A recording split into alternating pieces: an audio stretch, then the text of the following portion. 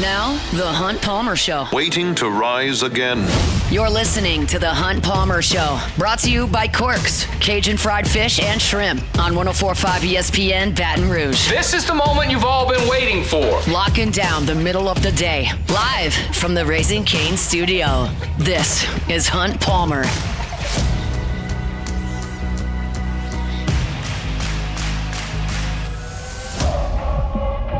Welcome in! Hunt Palmer coming to you from the Raising Cane studio downtown in the capital city on this Friday. Means we're brought to you by Corks, Cajun fried fish and shrimp. Jordan Kitchens, Cassie Spazzali back there on the ones and twos. We are fired up. You are here. We got lots to do. We're going to talk some LSU football a little bit later on. DJ Pickett met with the media. I've got some thoughts on his second year in Baton Rouge. We'll do that in 30 minutes. Michael Katz covers Ole Miss. He's going to be with us in an hour to talk about a big series between the Tigers and Rebels from Swayze Field over the next 3 days. Of course, the Masters is ongoing in Augusta, Georgia. Sam Burns sniffing around the top of the leaderboard. Just dropped the shot. Rory McIlroy in the solo lead, but Sam Burns one shot behind him. We will go to Augusta in 15 minutes to chat with Scott Rabelais, who's there for the Advocate. So lots and lots to do. Let's crank it up with our opening drive. Welcome to the big league. It's time for Hunt's Opening Drive. Presented by Fabry Chevrolet GMC in St. Francisville. LSU and Ole Miss this weekend, and for both teams, it's a very similar spot. You've got an Ole Miss team that has played a very difficult schedule. They had to go to Austin to play the Texas Longhorns, who are an excellent team. Played Mississippi State already. They went to Gainesville and took a series, but they're coming off an emotional series win. They were losing 2-0 in the rubber game in Gainesville and came back with a 5 spot late to win the rubber game 5-2. So a nice road series win. They come back at 5-7 to Oxford. LSU obviously got off to a bumpy start the first 2 weekends, but they're coming off a big rubber match win over the Tennessee Vols. And so both teams kind of in a similar spot in that way. LSU's 6-6, Ole Miss is 5-7. So this is clearly a big series. They're all big for these teams moving forward. I can make the suggestion that every series moving forward is huge for the Georgia Bulldogs. They're 10-2 in league play. They got an RPI in the top 5. Like, you have a bad weekend, that's okay. LSU had a bad weekend against Auburn last year. No big deal. You were still a top 8, accomplished all your goals. If LSU or Ole Miss has a bad weekend at some point in the next couple of weeks, like, your math starts to get very, very difficult in terms of doing the things that you want to do. So it's a big weekend for both of these teams, and I think it's an interesting matchup from a couple of perspectives. I will start with this discussion on Ole Miss's pitching. Now, keep in mind, as I tell you about Ole Miss's pitching, it's going to sound a little bit intimidating, but to be fair, their offense has been very bad. So this is a pitching-heavy team. The offense has not been good. I'm going to get to the offense in a little bit. I want to talk about their pitching right now. Hunter Elliott is going to get the baseball tonight. Hunter Elliott has been around Ole Miss for what seems like 100 years. He was a true freshman when they won the national championship in 2022. He and Dylan DeLucia were part of a two-headed monster at the top of the rotation that pitched that team through the Coral Gables Regional, through the Hattiesburg Super Regional, through Omaha, and won him a national championship. He missed basically 2 seasons with arm issues. And he is back, and he is as good as ever. That is not to suggest he is a first-round talent. He's not. Hunter Elliott is the 3rd most talented starter LSU will face this weekend. To say it another way, he's the least talented starter they have. Well, why does he go on Fridays? They know what they're going to get from Hunter Elliott on Fridays. He is a veteran in this league. He's a bulldog, and he's going to go out there and get some guys out. What he's not going to do more often than not is get into the 8th inning. I will give you the line scores in terms of innings pitched for Hunter Elliott this year. Opened the season against Nevada, 5 innings. Missouri State, 4 2/3. Baylor, 5 innings. Evansville, 5 innings. Texas, 5 innings. Now here's the longest outing, Kentucky, 6 1/3. But Mississippi State, 5 1/3. At Florida, 4 innings. His pitch count gets elevated into the 90s pretty quickly because he doesn't have dominant put-you-away stuff. What you're going to see from Hunter Elliott tonight is a left-handed pitcher that's going to go out there. He's going to throw a riding fastball that's not in the high 90s. It's in the low 90s. He's got a nice changeup. It's his best pitch. Good breaking ball. And he is an undersized lefty with a mad attitude. Like, he is ticked off on the mound. But he's not dominant. he's just consistent. He never gives up 7 runs. He never really gets into the 8th inning.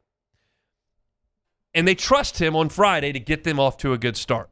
So that's Hunter Elliott. That's Friday. On Saturday, you will face Cade Townsend.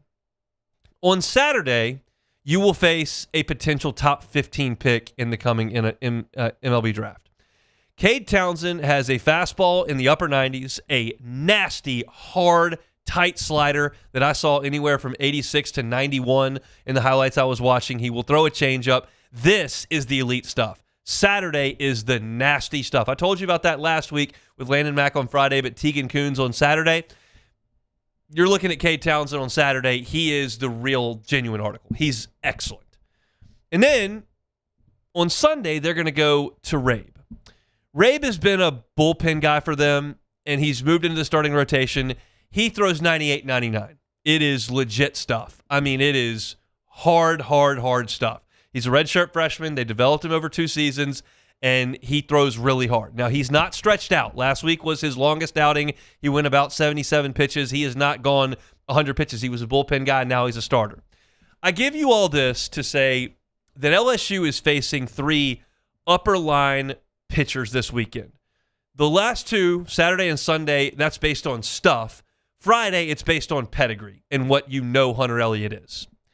And LSU's bats have woken up over the last 9 games. I've given you all the statistics.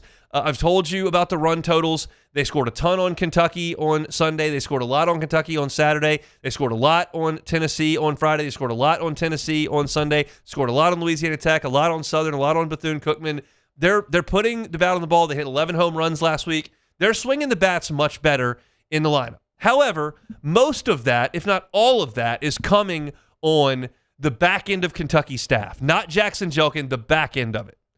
It's not coming off Tegan Kuhns. It's not coming off Landon Mack in Tennessee. That's their first 2 guys. It wasn't coming off Cam Appenzeller, the ace bullpen guy. It's coming off the bullpen from Tennessee that's not any good. It's coming off Louisiana Tech midweek arms, Southern arms, Bethune-Cookman arms. They're not hitting aces. They're hitting the bad bullpen guys. And I told you on Monday, like, that's step 1. You were just not hitting it all. I don't expect you to go from not hitting it all to teeing off on everybody. You got to hit the mediocre pitching before you can start scrapping and clawing against the good pitching. Well, here's the good pitching.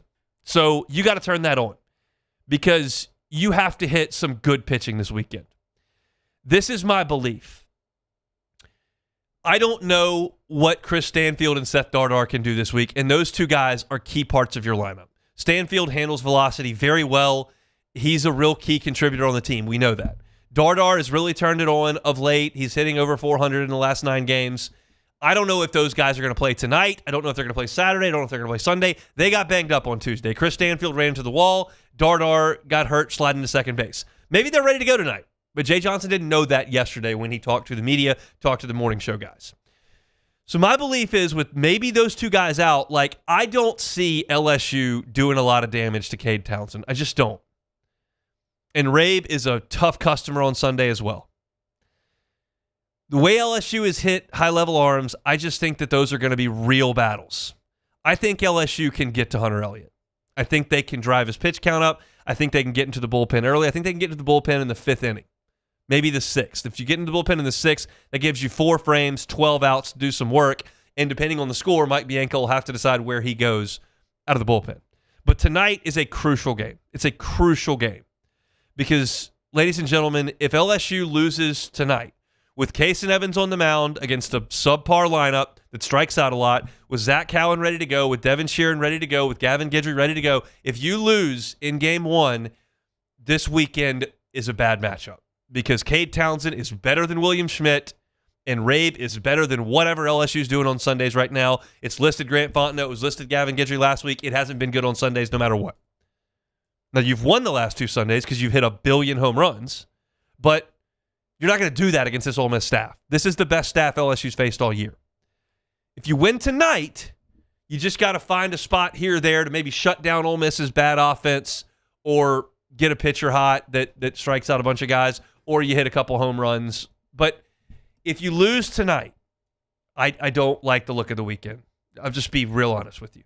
I told you at the top of the segment, I'm going to get to Ole Miss's offense later on in this hour. They strike out a ton. They don't get a lot of hits. Their numbers are terrible. So I'm not here trying to tell you that Ole Miss is the cream of the crop in the SEC. They're 5-7 for a reason. That reason is that Townsend missed 2 weeks because he got hurt, and their offense has not been good enough.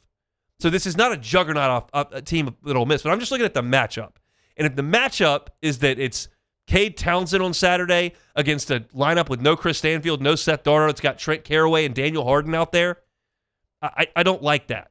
And I think that Ole Miss has a significant advantage in pitching on Sunday because LSU's Sunday pitching is MIA without Cooper Moore. So that means tonight is just vital. And Hunter Elliott's a good pitcher. He's not a first-round pick. He's not a dominant pitcher. He's in college. He was in college in 22, 23, 24, 25, and 26. You're talking about a fifth-year guy. Elite talents don't play college baseball for 5 years. He's a bulldog. He's a legend at Ole Miss is what he is. And he's a heck of a college pitcher. But you need to drive his pitch count up. You need to run one out of the ballpark against him. You need to get him out of the ballgame in the fifth inning and make Mike Bianco determine what he's going to do with his bullpen, especially if they're down. And part of that falls on Case and Evans. I'm going to talk about LSU's pitching when I talk about Ole Miss's offense. But you need your pitchers to step up against a lineup that strikes out a ton this weekend. You need them. Because LSU's not going to go out there Friday, Saturday, Sunday and score 30 total runs this weekend. There's not. You're not getting in slugfest with the lineup LSU has against those Ole Miss arms. You're not. So what you got to do is keep the score low, stay in the game, get big hits in the 6th, 7th, 8th, 9th inning. That's how you win the games. That's how you got to do it. So that's what I'm looking for this weekend. I'll talk about Ole Miss's bats later. Michael Katz will come on in about 50 minutes and talk about the Ole Miss team from that perspective up in Oxford, what kind of environment LSU's walking into this weekend. So a lot more of LSU and Ole Miss as we continue to move forward here on this Friday. We're brought to you by Cork's Cajun Fried Fish and Shrimp. Check out the menu, corksfishandshrimp.com.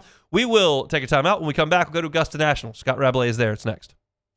The Hunt Palmer Show. Fabry Chevrolet GMC, FabryChevrolet.com, FabryChevrolet.com. They are on Highway 61 in St. Francisville. Short drive from Baton Rouge. My wife and I were up there a couple of weekends ago. Just got to hop up there 110. You're there 15, 20 minutes, and you can be there at Fabry Chevrolet GMC getting great deals on trucks like the Chevy Silverados up to $11,000 off MSRP, maybe the GMC Sierra up to $13,000 off MSRP. You're talking about saving 5 figures on brand new trucks. What an awesome opportunity at Fabry Chevrolet GMC. Check out the inventory. It's all there at FabryChevrolet.com. And I just suggest you go by there and see them. The Fabry family has been serving this community for 35 years. You know what you're going to get when you walk into those doors. You're going to get a warm welcome, incredible customer service, and great service after the sale. Find them online at FabryChevrolet.com or go by and see them at Highway 61 in St. Francisville. That is Fabry Chevrolet GMC.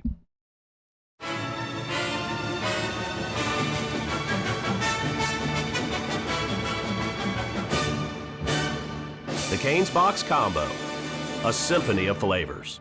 Raising Cane's Chicken Fingers, one love. When it comes to choosing energy for your family and your home, make the smart choice with natural gas. You can count on efficient and affordable natural gas to keep you comfortable and reduce your environmental impact to help protect our planet. Together, we're fueling our energy future. Atmos Energy. Hi, I'm Mitchell Meredith with Locke Meredith, Sean Fagan & Associates. We take great pride in educating our clients about their rights. Whether you're injured at work or while you drive, call our office at 272-5555. Knowledge is power, and you should know your rights after an injury. Hi, I'm Sean Fagan of Locke Meredith, Sean Fagan & Associates. When insurance companies have been unfair, we've never been afraid to go to trial. Fighting hard to protect your rights, we never settle a case out of convenience. We only settle when it's right for you. Whether you hire us at all, give us a call. At Bayou Automotive, we believe in a sales process that puts you first. We want you to experience an easy purchase with clear pricing and great service. Let Bayou Ford and Bayou Chrysler Dodge Jeep Ram be your trusted partners in finding your perfect vehicle. The crew at Bayou Automotive is going to do right by you. If your office is experiencing performance issues like slow networks, jammed printers, or disappearing files, Advanced Office Systems may be right for you. With powerful IT solutions, print management, document imaging, and security systems, they help offices regain confidence naturally. Side effects may include uncontrollable efficiency, smoother workflows, and a sudden burst of office joy. Say goodbye to those emotional breakdowns in the supply closet and get back on track with Advanced Office Systems.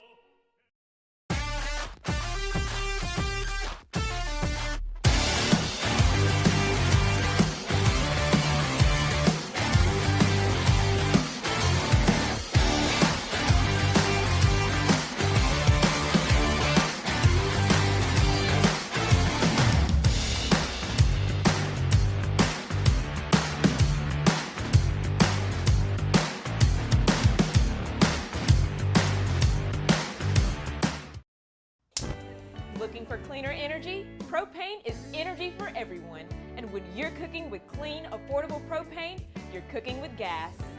In the wintertime, nothing heats a home like Louisiana propane. And when you need hot water, propane's got you covered. Oh, and you won't regret that propane generator when the power goes out. I'm Miss Louisiana, Gabrielle McLeod, and to find more information and to find a propane dealer near you, visit louisianapropane.com. Flight by Yingling is raising the bar by crafting the next generation of light beer. With only 2.6 carbs and 95 calories, this is premium refreshment. This is the Hunt Palmer Show, brought to you by Corks, Cajun fried fish and shrimp.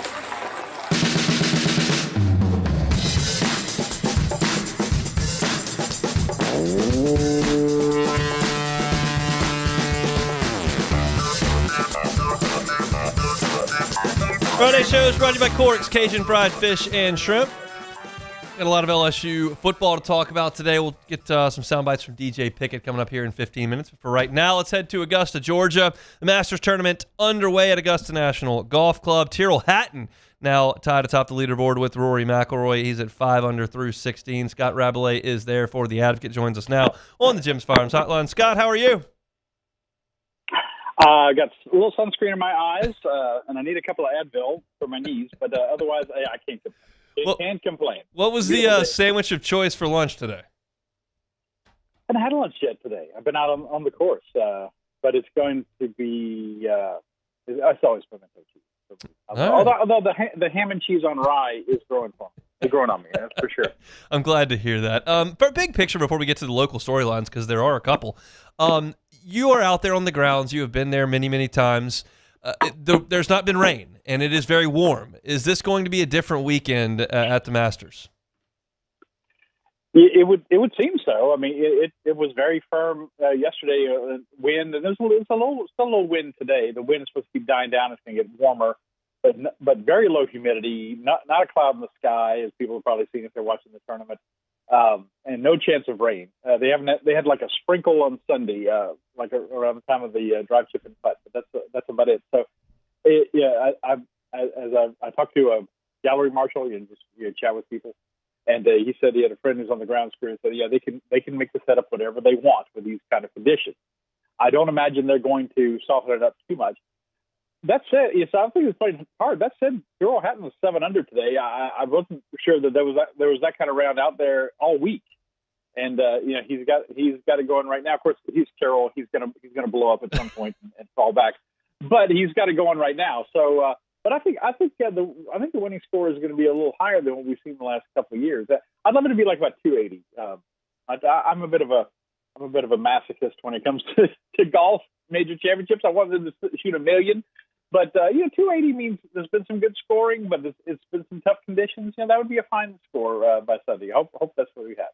Sam Burns off to an amazing start yesterday. He was bogey-free on his round of 67, shared the lead with Rory McIlroy overnight. He is through 6 holes by my count, just 1 over today. Dropped the shot at the par 4 fifth. He has not had a great major championship record, was right there in the mix in the U.S. Open and got a little bit of a tough break with the casual water and not getting a drop. But what do you attribute Sam's lack of success in major championships to, and what could be different this weekend? That's an excellent question, because he's got it. He's got everything. I remember talking to Chuck Winstead, his college coach at the time.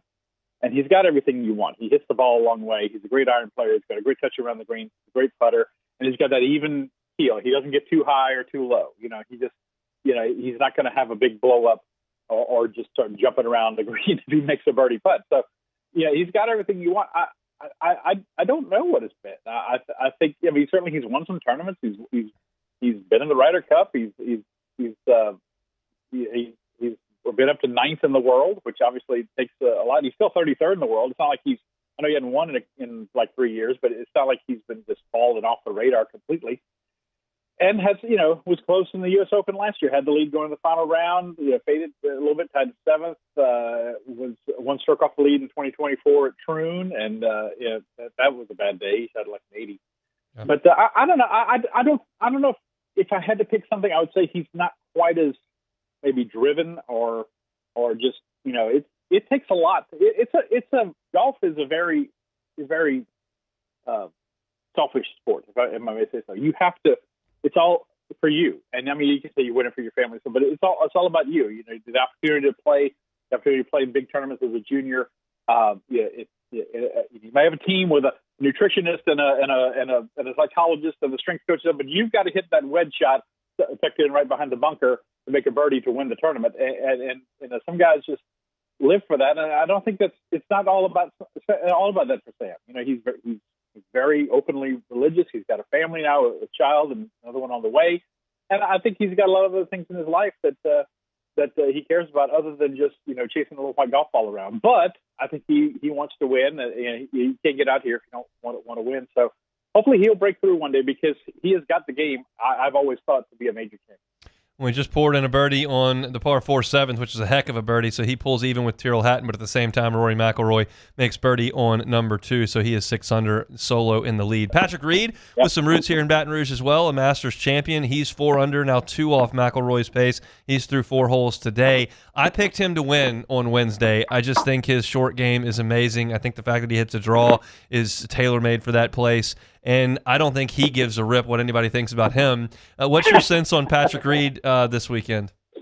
I think Patrick Reed's a fine pick. He was third last year, just out of the playoff between Rory and Justin Rose. He's won here, and he's gotten a little closer to the top of the leaderboard since he won in 2018. He's got a little closer to the top of the leaderboard time after time. He's had 4 top 10 finishes since then. So experience counts for a lot here, as I know you know, Hunt. No rookie has won this tournament since 1979. So he's got that now. He's mid-30s, still in his prime, and he's been playing well. He obviously said he's coming back to the PGA Tour. He's been playing a lot of the DP World Tours, won a couple of tournaments on that circuit. So he's had some of the best form of any player you could think of in the world coming in here. So it's not a bad pick at all. If Patrick's got the putter going, he had one really bad break yesterday. He hit just kind of right on the back edge of the green at 15. The ball bounded all the way into the pond by 16. And he made a bogey. He didn't make like a huge number, and he didn't flip off the pond like Robert McIntyre did.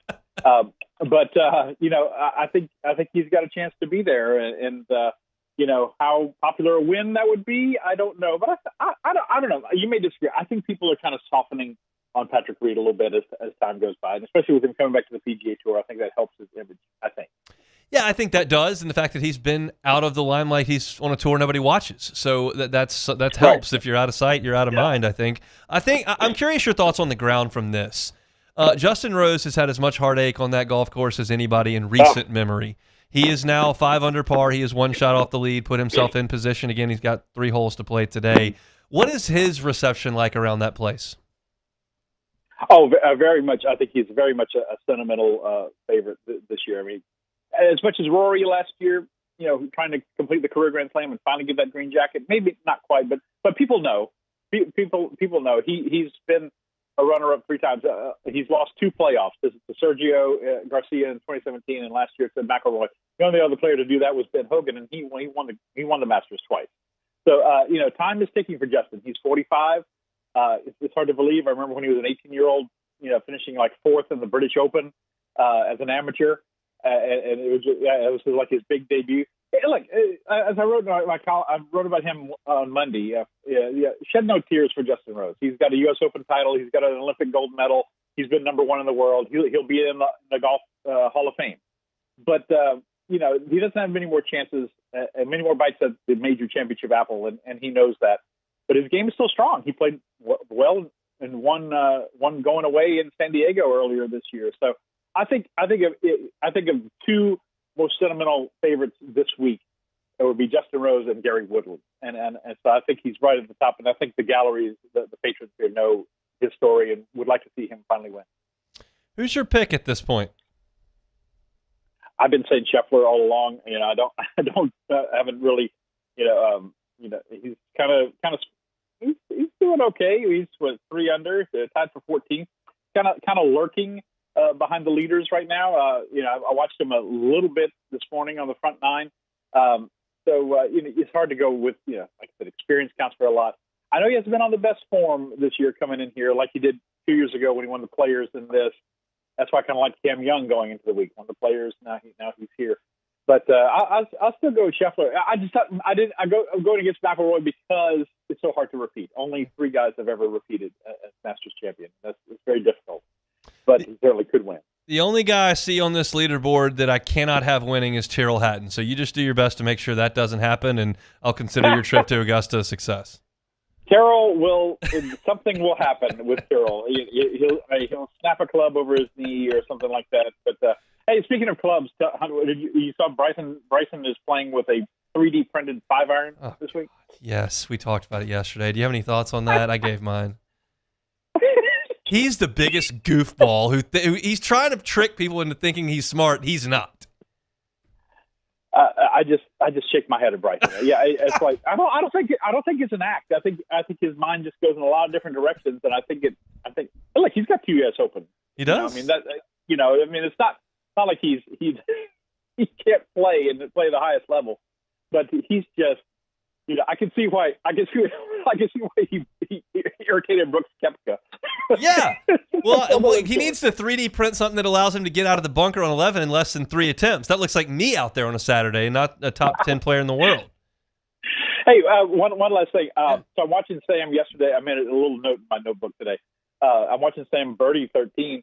I turn around. There's Fernando Mendoza. So I said hello to him. I didn't try to interview him. Fernando, first time at Augusta? Yes, sir. Yeah, he was very polite. He's a big dude. I didn't think he was like Drew Brees size, but man, he's a really big dude. Very broad shoulders, about 6'4". I was surprised how physically impressive he was.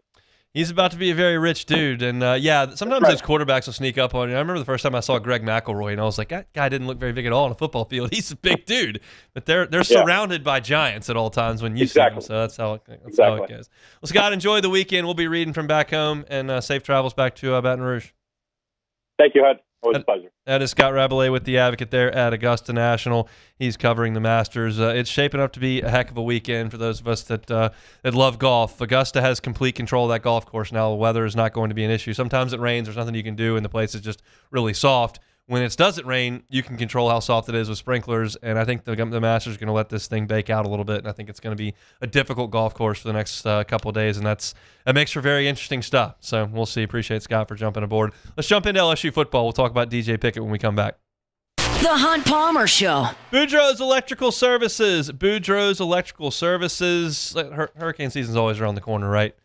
Don't wait until the hurricane's in the Gulf to go, I really don't want to lose my power. Let's get a generator. How about you take care of that now? How about you do that with the local team? Boudreaux's Electrical, Neil and Melissa have been running it as a family-owned and operated company for 40 years. They'll have a full-time set of employees come and install your generator. They will monitor your generator remotely to see if there are any mechanical issues. They will do your maintenance if you need it so that when your power does go out, your generator is ready to clip on. Whether that's during a hurricane, whether that's during one of our nasty summer storms, maybe we got a winter event. Sometimes the power just goes out and nobody knows why. That happens more than you'd like. It's a nuisance. And then it's about to get hot. You don't have any power. You don't have any AC. Your house is uninhabitable. Don't let that happen to you. Give yourself the peace of mind with that Generac home standby generator from the folks at Boudreaux's Electrical Services. They're at 985-397-1562. That's 985-397-1562. Or at the Gonzales location, 225-393-89. Or just do it the easy way. Check them out at boudreauxelectrical.com. At Bayou Automotive, we believe in a sales process that puts you first. We want you to experience an easy purchase with clear pricing and great service. Let Bayou Ford and Bayou Chrysler Dodge Jeep Ram be your trusted partners in finding your perfect vehicle. The crew at Bayou Automotive is going to do right by you.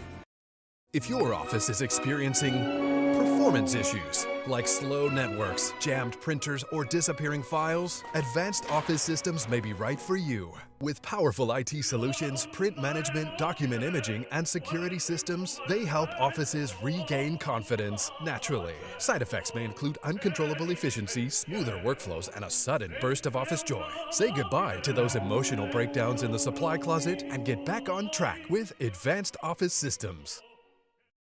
Transform your living space with Lacoste & Young Remodeling and take your home from outdated to outstanding. Redefine your kitchen for the ultimate culinary experience or elevate your daily routine with a spa-worthy bathroom retreat. Our skilled team brings 3D modeling to life to ensure your vision becomes a reality. We believe luxury should be accessible and offer tailored solutions to fit your budget without compromising quality. So contact us today for a free estimate. Lacoste & Young Remodeling, providing perfect solutions for your dream home.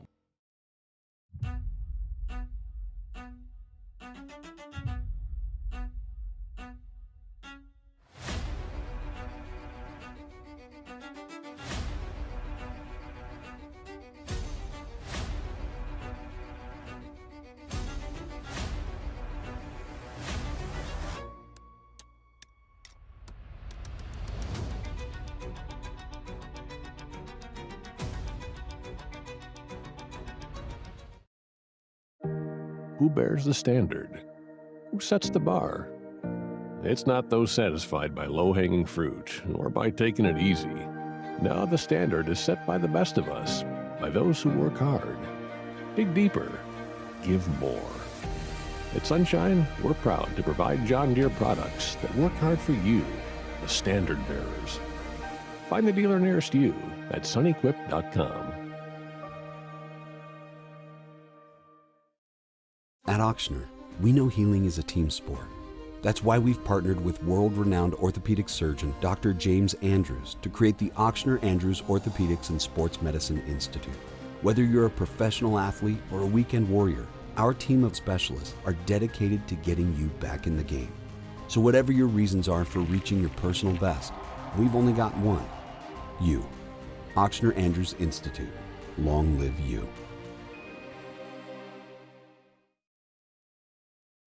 Supreme Jasmine is premium American-grown rice. From local farms to your table, every grain is supreme. You're listening to The Hunt Palmer Show, brought to you by Corks, Cajun fried fish and shrimp.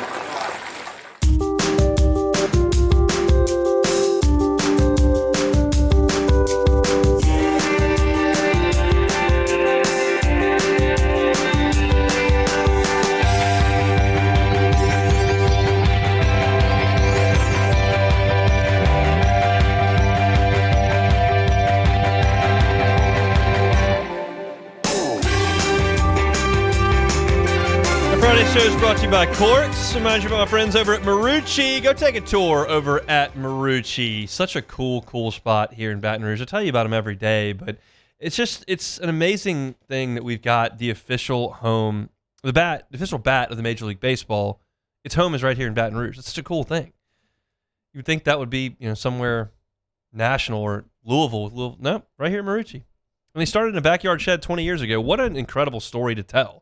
And they'll tell you if you go take a tour. You can go see where they make 1,200 bats every single day. You can take a look at where they saw them down, take a look at where they stain them. You can grab one, jump in the cage in the hitter's house. If you go to maruccisports.com/campus-tour, you can book a tour. Book one for your Little League baseball team. Book one for your softball team. Book one for your family. Go yourself. See where Marucci makes the official bat of Major League Baseball. Every ticket to the tour comes with a 20% discount in the Campus Tour store and in the Hitter's House. Check them out at maruccisports.com. All right, let's talk a little bit about DJ Pickett, who clearly is moving into a different role this year. He met with the media back on Thursday, and I have a story up at louisianasports.net that includes some of the quotes from him. But he had some interesting perspective. Obviously, last year, he started 3 games, played in all 13, was LSU's essentially third corner. I would suggest P.J. Woodland was probably the second corner, Mansour Delane obviously the first. But Pickett played a lot. Had 3 interceptions, had 3 pass breakups, got picked on a little bit, especially in the game at Ole Miss. Got flagged for a big pass interference call and gave up a touchdown. But he was really good. On3 named him the National True Freshman Defensive Player of the Year. He was given a freshman All-American honors. He was a freshman All-SEC as well, obviously. I thought he did a good job, especially considering that he played kind of undersized from a weight perspective. Like when you're 6'5", like he is, I mean, no corners are 6'5". It's just it's hard to put on weight at that age to be able to play physically with some of the receivers at the SEC level. I thought he had a really nice freshman year. Here's what DJ had to say about his freshman season. I mean, to most people would think that I had a pretty good year, but I feel like I could have done a lot better. A lot of things I'm working on right now to limit those mistakes that I had. Like I said, it's just being like mentally better this year. But I feel like, I mean, this freshman year that I had, it was pretty good. But I just feel like I need to probably just get a little stronger, a little bigger, just knowing the game more. That's going to come with time. Like, it's just, again, a 6'5" high school senior is generally not going to be swole. It's just at 17, 18 years old, just not how it goes. So he'll continue to put on weight. He has put on a little bit of weight in this offseason, and now he likely steps in LSU's number one corner. The good news is that he got a pretty good look at how to play that role because he saw the guy that's going to be the first corner taken in the draft. He saw the guy that was the top corner in the country in terms of All-American. He was second in Thorpe voting, and that was to a safety in Caleb Downs. He was the best corner in college football last year in Mansour-Delane, and DJ Pickett got to watch him. What did he see? Just knowing the game, knowing what's about to come, being smart, watching film, each and every play, he's locked in. It's just having that want to know mentality. That's what he had. And like he said, he had that underdog mentality. So that's why I want to carry to my game. So just get that from him. It was pretty good. It's going to be hard for DJ to bring the underdog mentality to his game. He was the number one corner in the country coming out of high school. He's been a star his entire life. And Mansour-Delane was a nice player at Virginia Tech, but he blossomed into the best corner in the country. And I don't think when Mansour-Delane decided to transfer to LSU, anybody was projecting him as the number one cornerback in the country, but it did happen. Why did that happen? It happened in part because he put the work in, and in part because he's got a great coach in Corey Raymond to mentor him. And so you've still got Corey Raymond in place, and you've got a former five-star who's entering his second season as the top corner. And so what are the expectations, and how does DJ Pickett manage those this year? Like, not gonna lie, Coach Raymond, he keeps me locked in. He don't tell me the good, he tells me the bad, really. So him preparing me for like stuff like that is really helpful. Like I said, like he don't tell me nothing good, just tell me everything that I need to work on so I can work on those things. Corey Raymond is a star. Like, I don't have another way to say that. And you hear that in DJ Pickett's voice. We're going to get to another cut here in a second, but folks that play that position, cornerback spot, are going to want to come play for Corey Raymond because of his track record and because of the way that he coaches. I would not call Corey Raymond a player's coach. You go to practice, and Corey Raymond is demanding. He's not loud, but he's constantly on those guys. He's constantly coaching them. He's making them do drills a second time, and he demands excellence. And when you have coached Mansour-Delane and Derek Stingley and Dante Jackson and Tre'Davious White, and you're bringing in recruits the level of DJ Pickett and Eli Ricks, Christian Fulton, like, there is a level of expectation when you walk into that room, and he's going to make sure that you meet it, and he's going to let you know if you're not. And that's a tough thing these days to do, because if you coach a guy hard, like, they can leave. I don't really like that, coach. See ya. Who's going to pay me more than this? And Corey Raymond doesn't care. And guys respect that. Guys that want to be great. And so you see a really good retention rate for LSU at that position. And DJ Pickett talked about, he just told you, he doesn't tell me anything good. He tells me everything that I did wrong. And that sounds harsh. Like, you want positive reinforcement. But listen to this bite on what DJ Pickett thinks of Corey Raymond. To be honest, he's not just a coach to me. Like, he's a real mentor outside of my dad. I see him as a father figure. So him just, like, I thank him a lot. Like, just he helped me grow as a cornerback, just to get where I'm at right now. So I like, he helped me a lot. So, listen to that. He's a father figure outside of my dad. Think of him as more of a coach, as a mentor. And that's pretty special in this day and age. Guys just hop school to school. How much relationship do you even have with your coach, right? Just who's got the next NIL payment. But LSU is going to be set at the cornerback spot as long as Corey Raymond is there. It makes it even more incomprehensible that Brian Kelly let him walk out the door in 2022. Just unfathomable that happened. Because DJ Pickett's not going to be the last in line here. Guys line up to come play for LSU to play for Corey Raymond at that spot because of all the names I rattled off and because of the sound that DJ Pickett just gave you. That's a guy who in high school was probably told how good he was for 4 years. Was told by every recruiting analyst, every coach, all the guys recruiting him.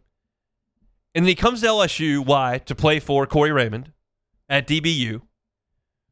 And he tells you that, one, this guy never tells me the good stuff. He's on me about all the bad stuff. And on the same breath says, and he's more than a coach. He's a mentor. Like, that's a special deal LSU has at that position. And it matters. And you bring in 5-star cornerbacks for visits. And they go to DJ Pickett, who was a 5-star cornerback. And like, what's this like? Dude, you can't play anywhere else. That's why Havon Finney's here. When there was a coaching transition, Havon Finney did interviews with recruiting analysts. Said basically like, hey, Blake Baker's back, and that's great. Corey's back, like, I'm in. If not, well, we'll look around. That's the hook. And I just don't know how many schools that type of pull and that type of reputation precedes a coach. I'm certainly not suggesting LSU is the only place in the country that has a position group with a position coach that churns out pros and has great stability and has a reputation. That's not the case at all. That happens at plenty of places. But LSU at corner is very, very special. And you saw that LSU dipped to 118th in the country in pass defense in 2023, Jaden's Heisman year. 113th. And they moved all the way up to about 40th this past year. And that's just going to get better. It's just going to get better. Because Corey Raymond is going to recruit and develop. And I'll tell you this. I was surprised that LSU did not go get a veteran corner in the transfer portal. I was surprised. Because you got Pickett, you got Woodland, Jakeem Jackson came back, Aiden Anding's in the mix, you bring in Havon Finney, you got Michael Turner. Like, you have some numbers, but you feel like you have the ability to go out and supplement every position group, not just corner, but and you didn't do that at corner. You did it just about everywhere else. And what it tells me is that Corey likes his guys. And I think that starts with DJ Pickett, starts with PJ Woodland as well. I think he feels good about Jakeem Jackson, who he's taken 2 different places, Florida and LSU. And I think he thinks his young players can play. And so that gives me some comfort. Corey Raymond has earned my implicit trust. Whatever he says at that position goes. And I think that the power with which DJ Pickett spoke about him it says something. And so while that position group is kind of light in terms of bulk, light in terms of depth, I think Corey Raymond likes his guys. I think that starts with DJ Pickett, and I think LSU is going to be good at corner, and I think DJ Pickett is going to have a monster next 2 years at LSU.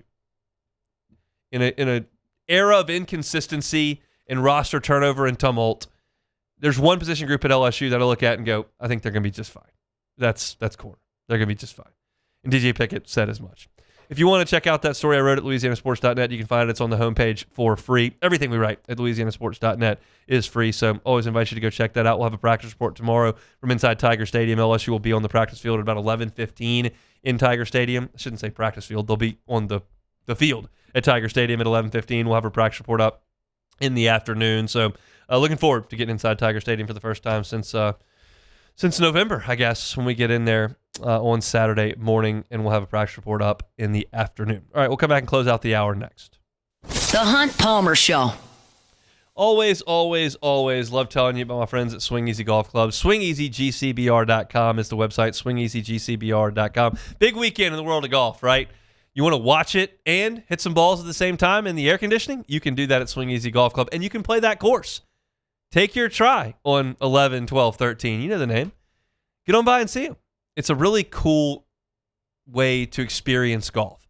They can bring you a bucket full of beers, seltzers. You can watch the tournament on the television. You can play the course there on the simulator. Bring some buddies. Do it on Saturday. Do it on Sunday. They're open into the evening hours as well. So go by and see them on Segan at Perkins. Memberships are available. You can get a personal membership. So you can stop in at lunch, hit some balls. You get X number of hours at the beginning of the month for free if you're a member. If you get a corporate membership, you can host clients. A great place to hang out. Do something a little bit different. Not everyone's played simulator golf. If you haven't, get on by and see them at Swing Easy Golf Club. They're on Segan at Perkins. SwingEasyGCBR.com.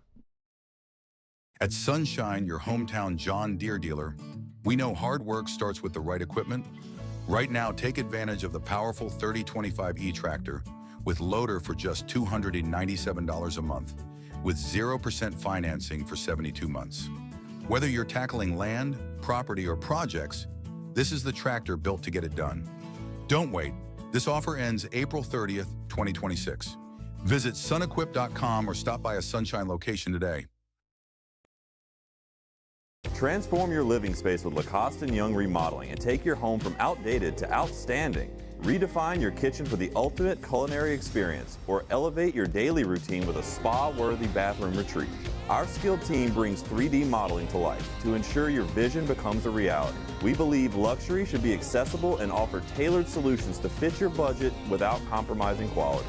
So contact us today for a free estimate. Lacoste & Young Remodeling, providing perfect solutions for your dream home.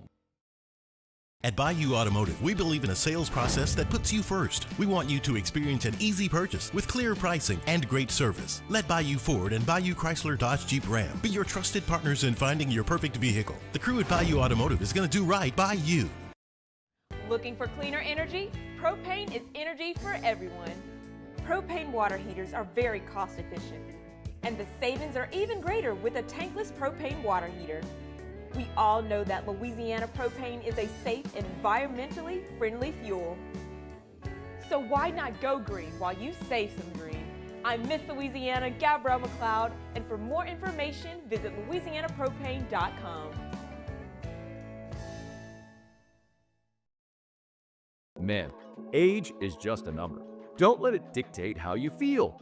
Goodwood Men's Sexual Wellness has anti-aging services that can help you look and feel your best. Visit yourgoodwood.com and discover a renewed sense of vitality. These are the luckiest ice cubes in the world. They could have been a thankless bed for an all-you-can-eat salad bar, but instead, they've been called upon to cradle and cool a crisp, refreshing Dos Equis. Looks like the lucky just got luckier. Dos Equis. Investing in a new roof doesn't have to be overwhelming. At Pelican Roofing, we offer 0 interest for 21 months because everyone deserves a safe, secure home. Trusted, local, affordable. Pelican Roofing, making quality roofing affordable for South Louisiana families.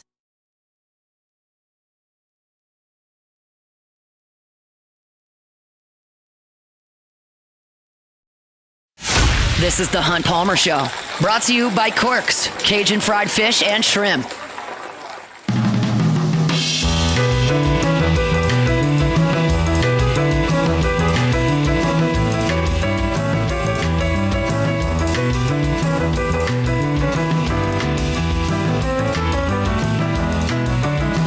The Highland Insurance Group is online at highlandig.com. That's highlandig.com. Jonathan Carbo and his team are phenomenal folks to work with. I tell you most often about the fact that they can help you with property and casualty, and they certainly can. They can get you into a captive if you fit and qualify, and they can help you with all your property and casualty needs from a commercial insurance perspective. They can also do group and employee benefits. So if you are running a business and you need to make sure that your employees are taken care of from a benefits perspective, that healthcare is on point. Or if you are just really unhappy with your renewal and you've got a price increase that's just making things too difficult to deal with, let the Highland Insurance Group take another look. They were telling me a couple months ago that there is one carrier in Louisiana that's really driving up rates when it comes to group benefits. If you've had a couple bad renewals in a row and just want a second set of eyes, the Highland Insurance Group is happy to help you out with that. So you can stop them by their office here in Baton Rouge or contact them at highlandig.com. Jonathan Carver and his team was happy to get back with you. It's the Highland Insurance Group online at highlandig.com. Just a brief nugget on LSU and Ole Miss this weekend. I'll get a little bit more in depth in the second hour. Michael Katz is going to be here in 10 minutes. He covers Ole Miss for the Northeast Mississippi Daily Journal, so he'll have more perspective than I do. But this is a really important weekend for the LSU pitchers. This is an Ole Miss offense that has really, really, really struggled. I've got their SEC batting statistics in front of me. They are hitting .212 as a team in conference play. They've had a nice go by Hayden Federico. He's hitting .300, but he's not a home run threat. He doesn't have one in their 12 league games. Judd Utermark is going to set the Ole Miss all-time home run record this year. He's got a pair of homers. He's hitting .277 in league play. Eddie Furness's kid, Will Furness, has had a nice year. He's hitting .256 in league play. Got a homer. He makes more contact than most of their guys. Everybody else in that lineup is hitting below 235 in league play. You do have to worry about Tristan Bissetta running the ball out of the ballpark. He's a transfer from Clemson who's been a massive, massive positive for them. And they will hit home runs. Ole Miss is going to hit some home runs this weekend. That's going to happen. But they strike out a ton. A ton. And that's something LSU is going to have to dig into. If you look at Ole Miss in league play, they are 15th in batting average. They are 14th, which means the third most strikeouts. They are 14th in runs scored. They are last in hits in league play. So while LSU has gotten into some slugfests over the last couple of weeks with Tennessee and Kentucky, that is not happening if LSU pitches to its standard this weekend. And I believe Ole Miss will pitch to its standard. And Ole Miss is a really good pitching team, and LSU has not shown the ability to hit really good pitching. So if you're Kason Evans, you're William Schmidt, you're Grant Fontenot, you're Zach Cowan, Gavin Guidry, all those guys, Devin Sheeran that LSU figures to go to, you need to hold this lineup down. I believe these games are going to be played sub-6 unless the wind is just howling out. And so the key here for LSU is don't walk guys. Don't hit guys and put them on base in front of the homer. Don't kick a ground ball, and if you do kick a ground ball or you do make a bad throw and you do award a free base, the pitcher's got to step up and get the punch out. This team will strike out. They don't get a lot of hits. They played a game against Mississippi State earlier this year, 2 weeks ago. They went 0 for 15 with runners on base. They don't move the baseball. They strike out a ton. And if LSU is going to win this series, the pitchers are going to have to step up and handle this Ole Miss lineup because I don't think LSU's scoring a lot. So that's the key here. That's what's got to happen. And I think it can, but it's got to get going. Because I can't sit here in good faith and tell you that, hey, like Kason Evans like has good stuff, like it could click. Well, we've played 8 weeks now, and we've got 6 to go. At some point, it's got to click, or it's just maybe not.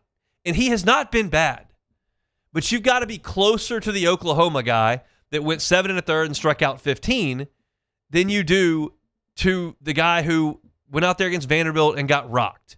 Went out there against Tennessee and struggled with command early. Went out there against Kentucky and couldn't throw it over the plate. Walked the first guy on 4 pitches, hit a guy. Like that won't fly. And so there are instances where your team can bail you out of it offensively. On Sundays, LSU's done it. This is not that. So for Kason Evans, for William Schmidt, if you're dudes, if you're stepping into your sophomore year and you're going to be dudes that help LSU win enough games in the second half of this conference season to get into the field or to host a regional, one of the two, then it needs to start.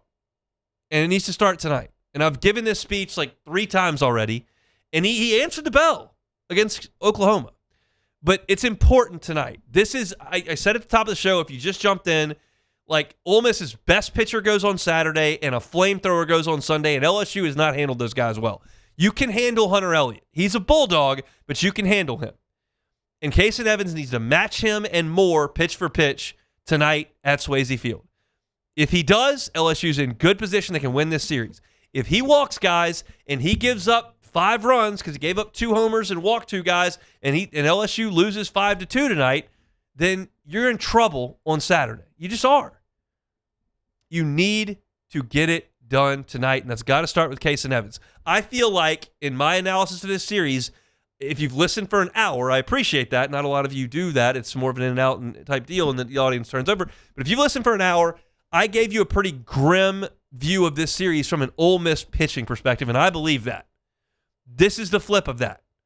You can mow through this lineup. They got dudes in this lineup that aren't hitting worth a flip. Dom Decker plays every day. He's hitting 150 in SEC play. Colin Reuter plays every day, 12 SEC games. He's hitting 114. Austin Foley plays every day, played all 12 SEC games, hitting 200. Braden Randall plays every day, all 12 SEC games. He's hitting 190. Like, this is the bottom of their order. They're all hitting 200 and sub. Plow through it. No walks. Don't hit 3 guys. Catch the baseball and hold Ole Miss to, on the weekend, 17 runs. You hold Ole Miss to 17 runs over 3 games, you should have a shot. Especially if one of those is a is 3. And then you've got, 7 in the others. But you've got to do it. You've got to do it. It can be done, but you got to do it. That's it for hour number 1 here. We're brought to you by Cork's Cajun Fried Fish and Shrimp. Looking for some grub this evening. Stop on by their location between Government between Foster and Jefferson. Check out that menu online, corksfishandshrimp.com. They can cater as well if you got a big gathering, if you're hosting a family reunion, a birthday party, or just feeding the office lunch one day. Corks is happy to feed in bulk. Check them out at corksfishandshrimp.com. We got a lot to do in hour number 2. We'll talk a little bit about the Masters. We'll do a little bit more on LSU baseball and football. And Michael Katz from the Northeast Mississippi Daily Journal is going to be with us in 5 minutes talking Ole Miss Rebels. Come back with us after Sports Center. It's the Hunt Palmer Show. The Hunt Palmer Show. Lifetime Roofing, lifetimeroofingla.com. Lifetimeroofingla.com is that website. Look, they got financing available at Lifetime Roofing. 0% up to 18 months. That's one of the hurdles that you look at when you're talking about buying a roof. It can be expensive, but they can finance it for you.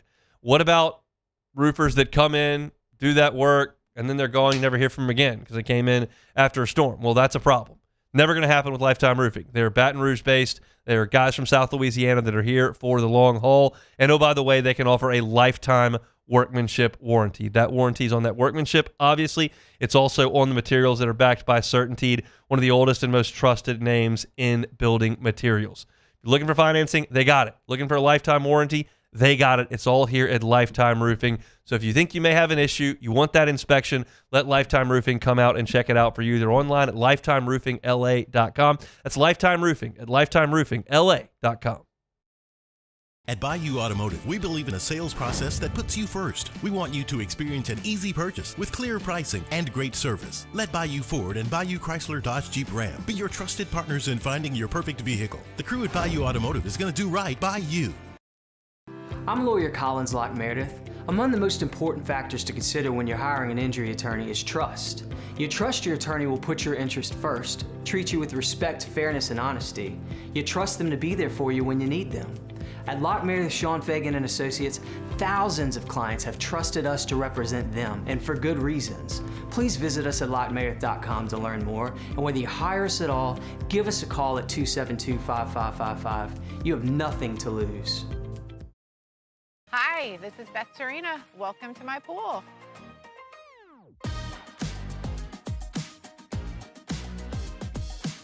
The first time I saw this beautiful pool, it exceeded every expectation that I had. They were able to get everything we wanted in this pool. It is a beautiful pool. We live out here, we eat out here, we watch TV out here. This is like our living room outside. We love this pool and everything about it. When we decided to build our pool, we called a great friend who is one of the best pool builders in the country in North Louisiana, and we said, who would you choose to build a pool in Baton Rouge? And without a hesitation, he told us Russell Pools. He said their history, tradition of great builds, great pools was unmatched. So of course, who did we call? Russell Pools. The advice I would give to anyone looking to build a pool is first call Russell Pools. They'll do an incredible job. It'll be incredibly organized, it'll be time efficient, and you will have your pool in no time.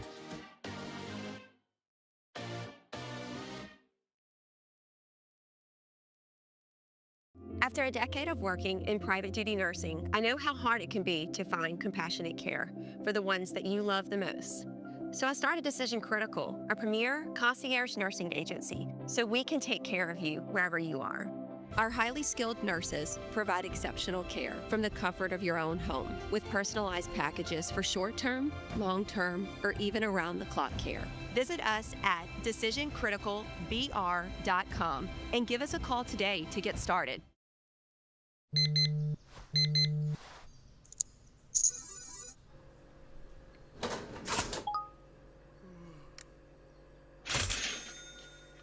Sometimes you ignore the signs, even when they're right in front of you. Problem gambling isn't always easy to spot. Know the signs, set your limit. Learn more about healthy gambling habits by visiting us online or text or call for free, confidential help now. Everything you need for a stunning garden is at the Plant Barn in Baton Rouge. From trees and shrubs to plants and pottery, the Plant Barn has it all at great prices. Visit us today on Valley Street, right off Perkins Road in South Downs.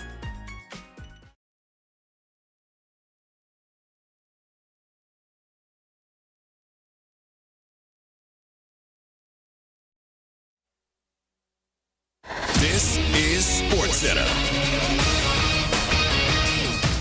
I'm Ed Benkin. We start with the 90th edition of the Masters. Round 2 continues on ESPN. It's been a strong second round for Rory McIlroy. He is 3 under for round 2 today. He's also atop the leaderboard with a 3-stroke lead. He's 8 under for the tournament. Sam Burns, Justin Rose, 3 back of the lead. They are in second at 5 under. The final weekend of the NBA's regular season is upon us. There is still playoff positioning to be determined.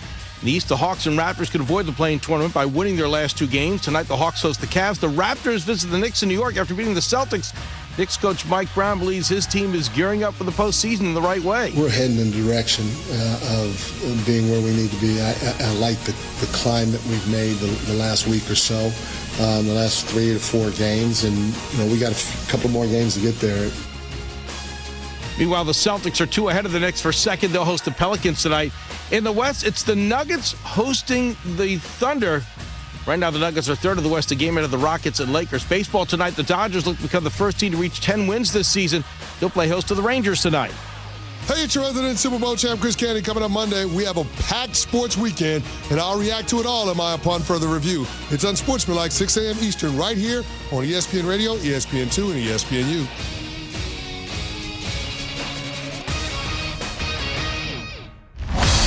Now, The Hunt Palmer Show. Waiting to rise again.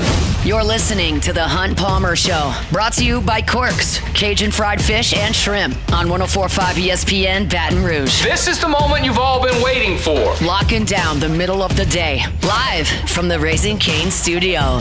This is Hunt Palmer.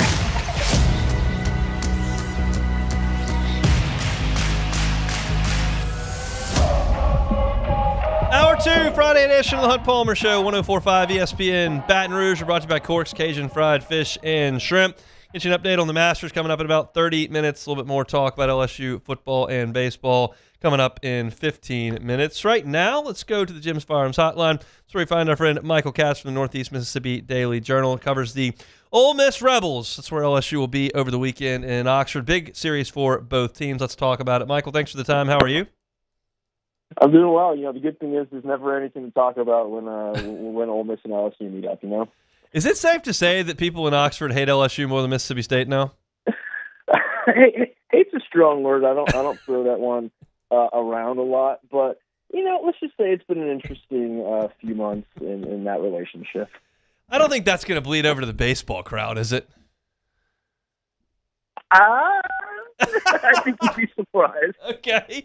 I'm fine with that. I like a little dislike in sports. Let's turn it up a notch. Obviously, both of these teams coming off a big rubber match win on the road last week. Ole Miss did it in dramatic style in Gainesville. How big was that Game 3 win for the Rebels last week? It was huge. I mean, listen, you hate to say like season saver and those sorts of things at this time in the year when you're only a few SEC series in, but listen, the schedule is going to continue to be tough. There's a big difference between being 5-7 and 4-8 and all those different things. So it was hard to see a path forward to an extent if they drop that series. And I think part of it too is that for so much of that last game, it looked like all the problems Ole Miss has had all season. It was can't get runners on, and when you do, you can't bring them home. And then all of a sudden, they explode for 5 runs in the ninth, and the narrative completely changes. So it was huge. They needed that. The series against Texas, they won that game 1, and things were looking good. And then obviously games 2 and 3 didn't go their way, and then Mississippi State, that was, I think that the term Mike Bianco used was that they should all be embarrassed by what they put out there. So I think just in terms of obviously staying afloat in the SEC was huge, but just bouncing back from what happened against a very good Mississippi State team, I think it was crucial. Let's talk about the offense because we know some of the names. Judd Utermark has been a star there. Tristan Bissetta has been fantastic for them this year, but boomer bust is a term I've seen tossed around with this Ole Miss team. What have you seen from the offense? It's interesting because I think we think of this team as being, if they're not hitting home runs, it's not working, which is true. And this is a very home run dependent team. But I remember talking with somebody in the press box a couple weeks ago, and we kind of came to the conclusion that they don't hit enough home runs to be able to do that. I mean, this is the team with I believe they have the most strikeouts in the SEC. I think it's like 334. Second lowest batting average. They'll take their walks, which helps. But the problem is when they get guys on base, they have struggled at times to get those guys in. I believe it was the last game against State. They left 14 runners on base. They have struggled with, when they get the table set, kind of finishing the job. So, there's a lot of, big names. Of course, you mentioned Judd Utermark and Becerra, and Becerra's been in a little bit of a slump. He was hitting like 406 for a while. I think he's hitting in the 320, something like that. But he's been fantastic, and he's got a ton of pop. But you look around, and Will Furness has been you guys obviously know the Furness name. Oh yeah. But he's been a very, he's been just kind of one of the heart and soul pieces of this program for a couple of years now. But there's just there's a lot of swing in this, and there's a lot of, if the home runs aren't coming, and, if they don't hit home runs like Georgia does, and I don't think anybody hits home runs like Georgia does right now. I think Ole Miss is like 28th nationally in home runs, which is obviously good. But when you don't do all the other things, I think it can make it, you're going to get a lot of these 10-run games, and then you're going to get these sort of 2-0 shutout losses, which I think is kind of frustrating for fans. Do they try to bunt a little bit, try to run, do some hit and run things, or are they just kind of trying to stand there and launch it? They have, they're trying, and it's not for lack of, trying to move guys over. It seems like the bunts, when it works, it's a revelation, and then it doesn't work the next time, right? And then it's back to square one. But it's kind of been what this team, it's what they were last year too. I think they probably had a little bit more contact in last year's team, but they were extremely power dependent, and it worked.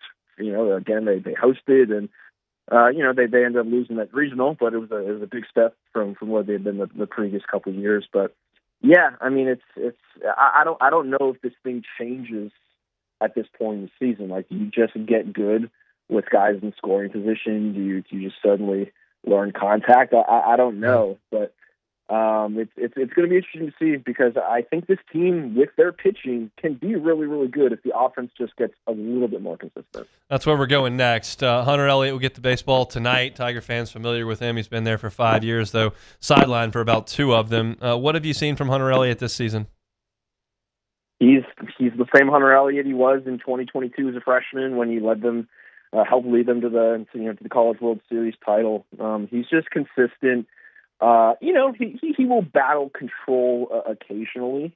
He will let guys get on base from time to time, but he is so good at not letting things snowball for the most part. Part of it is he probably has the best pickoff move in America. Guys on first often do not stay there for long because he is just so good at shutting down the running game and getting guys caught in between. But he's the same guy he was. He's going to throw in the low 90s. He's going to have a devastating changeup. He's going to throw some other stuff, and he's really good at getting himself out of jams. Usually, it'll be a slow first inning maybe, and then he really hits his stride. But he's on Friday nights. You guys know this. You want someone who's going to give you a chance, and he gives you a chance every Friday. Absolutely does. Michael Katz is our guest. Northeast Mississippi Daily Journal covers the Ole Miss Rebels. Kate Townsend, that's the stuff profile you're looking for in a collegiate ace. He pitches on Saturdays. Dealt with some injuries, it sounds like. What can you tell us about him? Yeah, he was a huge recruit. He's from Southern California like me. I remember hearing about him a little bit when he was coming up out of high school, and last year it was a little bit up and down. That's true freshman. It kind of happened, but really it seemed like the turning point for him was that SEC tournament game against LSU that he started and looked like a completely different guy than we had seen. He wasn't battling control. The stuff was electric. It's mid to high 90s, and there's there's breaking balls with different shapes.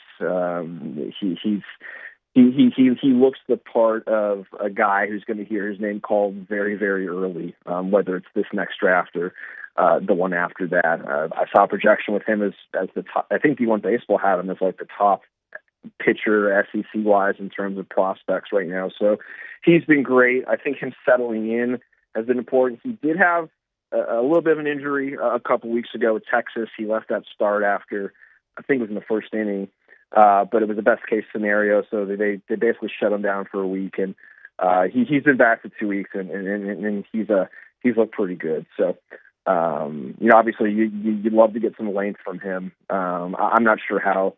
I don't think there's any limitations on him right now with that shoulder. The MRI came back clean, so I think they feel pretty good about him. LSU's been a mess on Game 3 since Cooper Moore, their Saturday starter, went down. They're just trying to piece it together, and they've had to win some slugfests. What can you tell us about Ole Miss in Game 3 this weekend? Yeah, so it's going to be Taylor Rabe, who is I believe he's a redshirt sophomore now.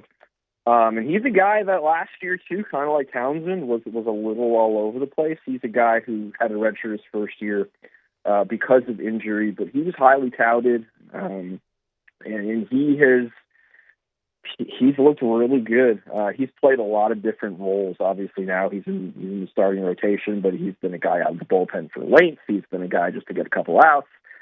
He's pretty much done whatever they need. It was Will Libbert at first, the Missouri transfer, who has incredible stuff too, but he's sort of been battling consistency lately. So Taylor Rabe has been the best option, and I don't know how much length you're going to get out of him, but he's going to give you 3 or 4 probably really solid innings, and then I think the idea is you can figure it out from there with the number of arms that they have. But Rabe's been really good. He's a guy that looks the part. He's going to throw in the mid-90s. He's got the off-speed stuff. This rotation is a big reason why this team is where it is on the positive side, because like we talked about, the bats have been a little bit up and down, but this rotation overall has been really strong. Enjoy the baseball this weekend, Michael. We appreciate a little bit of time. We'll catch up soon. Absolutely, man. Appreciate you. He's Michael Katz with the Northeast Mississippi Daily Journal, covering the Ole Miss Rebels, and his read on it is very similar to mine. If LSU's going to win this weekend, it's probably not going to be bashing around these stud Ole Miss pitchers. It's going to be holding that stagnant Ole Miss offense down, and that's what you've got to do. And that starts with Kason Evans tonight and continues on with your bullpen and William Schmidt and whatever you can do on Game 3 on Sunday. So appreciate Michael for a little bit of time here on this Friday about that work week in the rearview mirror. Hope you've gotten there. If not, we will get you to the finish line. We'll come back. We got 45 minutes left to go on the Hunt Palmer Show. The Hunt Palmer Show. Ochsner wants to remind you there are different places to go and get your care depending on what your current situation is. So visit their symptom checker online at ochsner.org/findcare. If you're looking for primary care, that's for your annual checkups, your preventative visits, maybe your immunizations, easy for me to say, mild asthma, maybe some chest pain that's very moderate stomach ache. That's where you're looking for primal care. You could do some visits online as well. Urgent care, that's when things are taken up a notch. You're talking about sprains, broken bones, lacerations, earaches, minor burns. They can handle walk-ins there. They've got extended hours in their urgent care facilities. So find a location near you at www.ochsner.org/UC. And then emergency care is obviously the most severe. You're talking about severe chest pain, severe bleeding, trauma, loss of consciousness, severe abdominal pain. That's when you need to go and dial 911 immediately and get into an emergency room. Those 24/7 virtual care options are always available. You can schedule them online through MyOchsner. And then, of course, you can download the MyOchsner app at www.ochsner.org/myo. If you're looking for additional resource, you can call on Ochsner on the phone, 1-800-231-5257, and a nurse can help direct the listeners to the best care option. That's from our friends at Ochsner.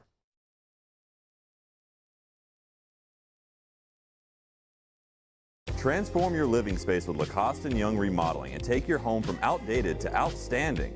Redefine your kitchen for the ultimate culinary experience, or elevate your daily routine with a spa-worthy bathroom retreat.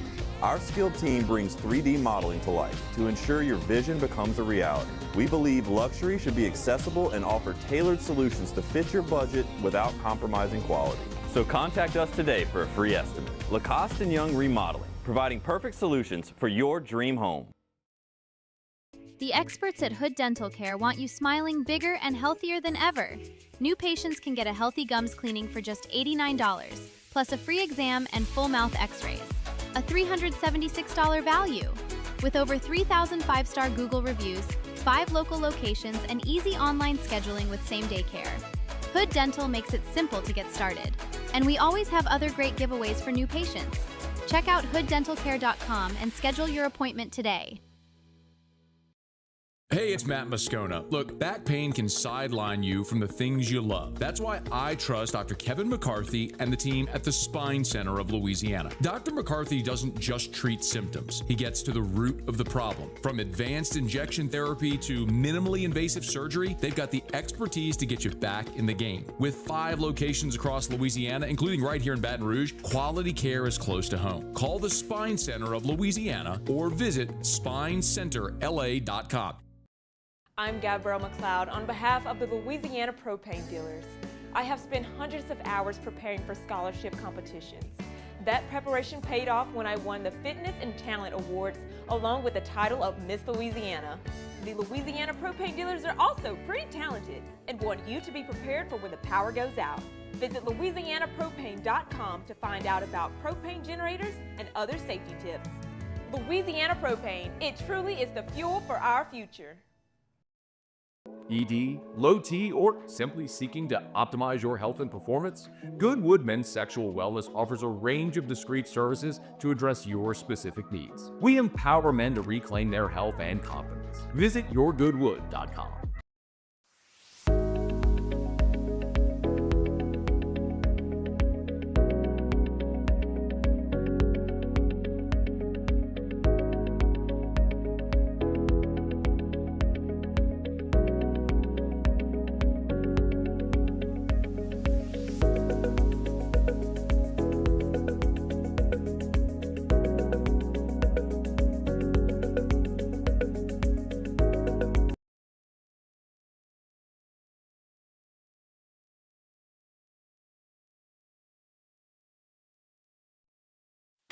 You're listening to The Hunt Palmer Show, brought to you by Corks, Cajun fried fish and shrimp.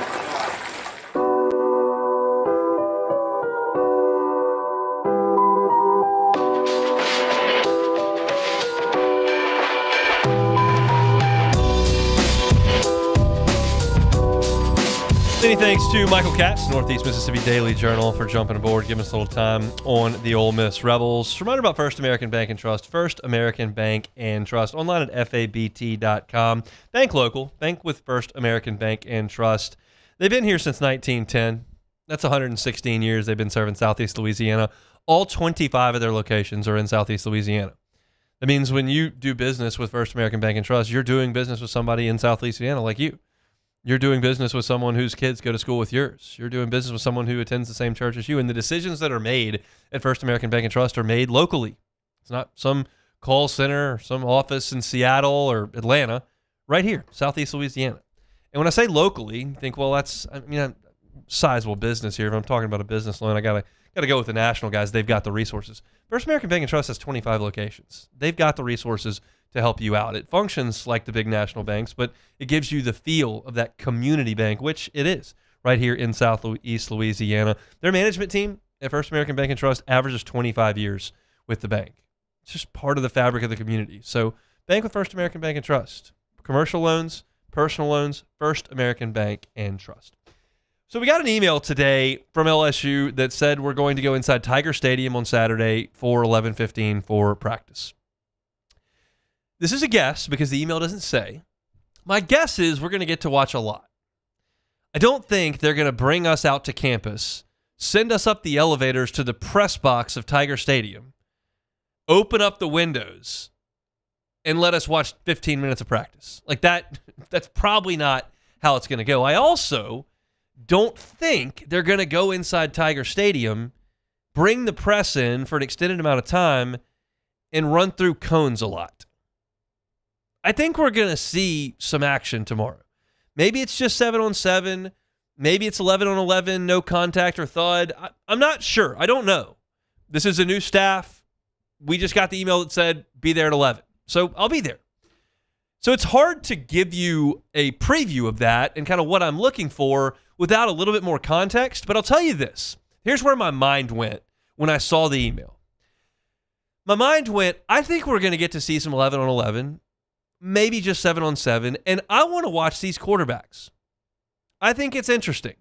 Now, I'd rather watch Sam Leavitt. I'd rather watch the prospective starting quarterback of LSU go run through some of Lane Kiffin's offense. That's what I'd rather watch. But he's hurt. He got screws taken out of his foot. He's on crutches this week. He ain't practicing. But I'm interested in the other two guys. I've said this very, very often. There are stories like Cardale Jones winning a national championship as the third quarterback. There are stories like Tom Brady relieving Drew Bledsoe and like Nick Foles stepping in for Carson Wentz. Those stories absolutely exist. They are the exceptions to the rule. The rule is if your starting quarterback goes down, you're in some trouble. And I believe that to be true with LSU in 2026. I believe that to be true at Ole Miss in 2026. I believe that to be true at Texas A&M and Alabama in 2026. I believe that to be the truth most places. Your starting quarterback goes down, you're in trouble. So I'm not here to say whether or not Husan Longstreet or Landon Clark is a star right now who's ready to step in and win a national championship for LSU. But I am intrigued with both of their skill sets, and specifically, I'm intrigued with Husan Longstreet, who is potentially the long-term quarterback at LSU. It's potential. I know, you know, that the transfer portal opens and nobody hops in the transfer portal more quickly than quarterbacks. Husan Longstreet just did it. Okay, so I'm under no illusions that I'm talking in certainties. But there's a good chance, good, not great, good chance that Sam Leavitt plays this year. It's his third year as a college football starter. He's ready to go to the NFL, and he makes the jump, and LSU is looking for a new starting quarterback. And Husan Longstreet could be that guy. And my sense is, I don't know this, it's impossible to know with the roster turnover every year. My sense is that LSU is going to get better year 1 to year 2 to year 3 to year 4 to year 5 under Lane Kiffin. That's my sense. I think Lane Kiffin's going to win here, and I think he's going to do it over time. I think expecting the moon in year 1 is ambitious, even though I'm excited about the possibilities. But there's a reasonable chance that some of Lane Kiffin's best teams at LSU, maybe better teams than the one he fields this year, are quarterbacked by Husan Longstreet. And I don't really know that much about him. I've seen the YouTube highlights from Southern Cal. I've watched him throw some crossing routes on a field 55 yards away from me at practice. I'd kind of like to see him play a little bit more. Now, that said, Landon Clark's been running with the ones. I'm not sure why. Maybe they think he's better. Maybe they think he's older. Maybe they like his skill set more. Maybe they're just trying to ease Husan Longstreet in. Maybe they're putting younger receivers with Husan Longstreet because he's going to play with them later. I don't know why anybody's getting the reps on that deal, but Landon Clark's usually with the ones. I am more interested in watching Husan Longstreet play. Former big-time recruit. Lincoln Riley wanted him. His numbers in mop-up duty at USC are very good. It's mop-up duty. I got it. I want to watch it. I'm not going to draw any sweeping conclusions tomorrow inside Tiger Stadium about the 2028 season with Husan Longstreet at quarterback. I just want to watch him play a little bit. I think that's interesting. And so I'm excited to see some of that. I also want to see these wide receivers make some plays. And I say that because Lane Kiffin said that the defense is way ahead of the offense right now. And as I said in the first hour, I feel like LSU's secondary is already good. DJ Pickett, PJ Woodland, Ty Benefield, Deshaun Spears, Tamarcus Cooley. These are proven commodities. Pickett's played a whole season, feels like a number 1 corner. Woodland is 2 years in. He's undersized, but he's a dog. We think Ty Benefield is going to be a star. I like Deshaun Spears. He's been good in his playing time. Tamarcus Cooley, proven to commodity. I think the secondary is already good. And so for me, I like when there is a proven commodity on the practice field, whether that's in football or baseball where I watch a lot of practice. And an unproven commodity does something well against them. When I would go out to LSU baseball practice, I liked it when Alex Lang got roughed up because I know that Alex Lang's going to go out there on Fridays in the spring and be great because he's already done it. I know that P.J. Woodland and DJ Pickett are SEC quality corners. I want to see Jackson Harris beat them. I want to see Jace Brown beat them. And I want to see the quarterbacks get them the ball. It concerns me when you've got a proven commodity and they just pummel the other side. You saw that with the defensive line last year with LSU's offensive line. And it carried over.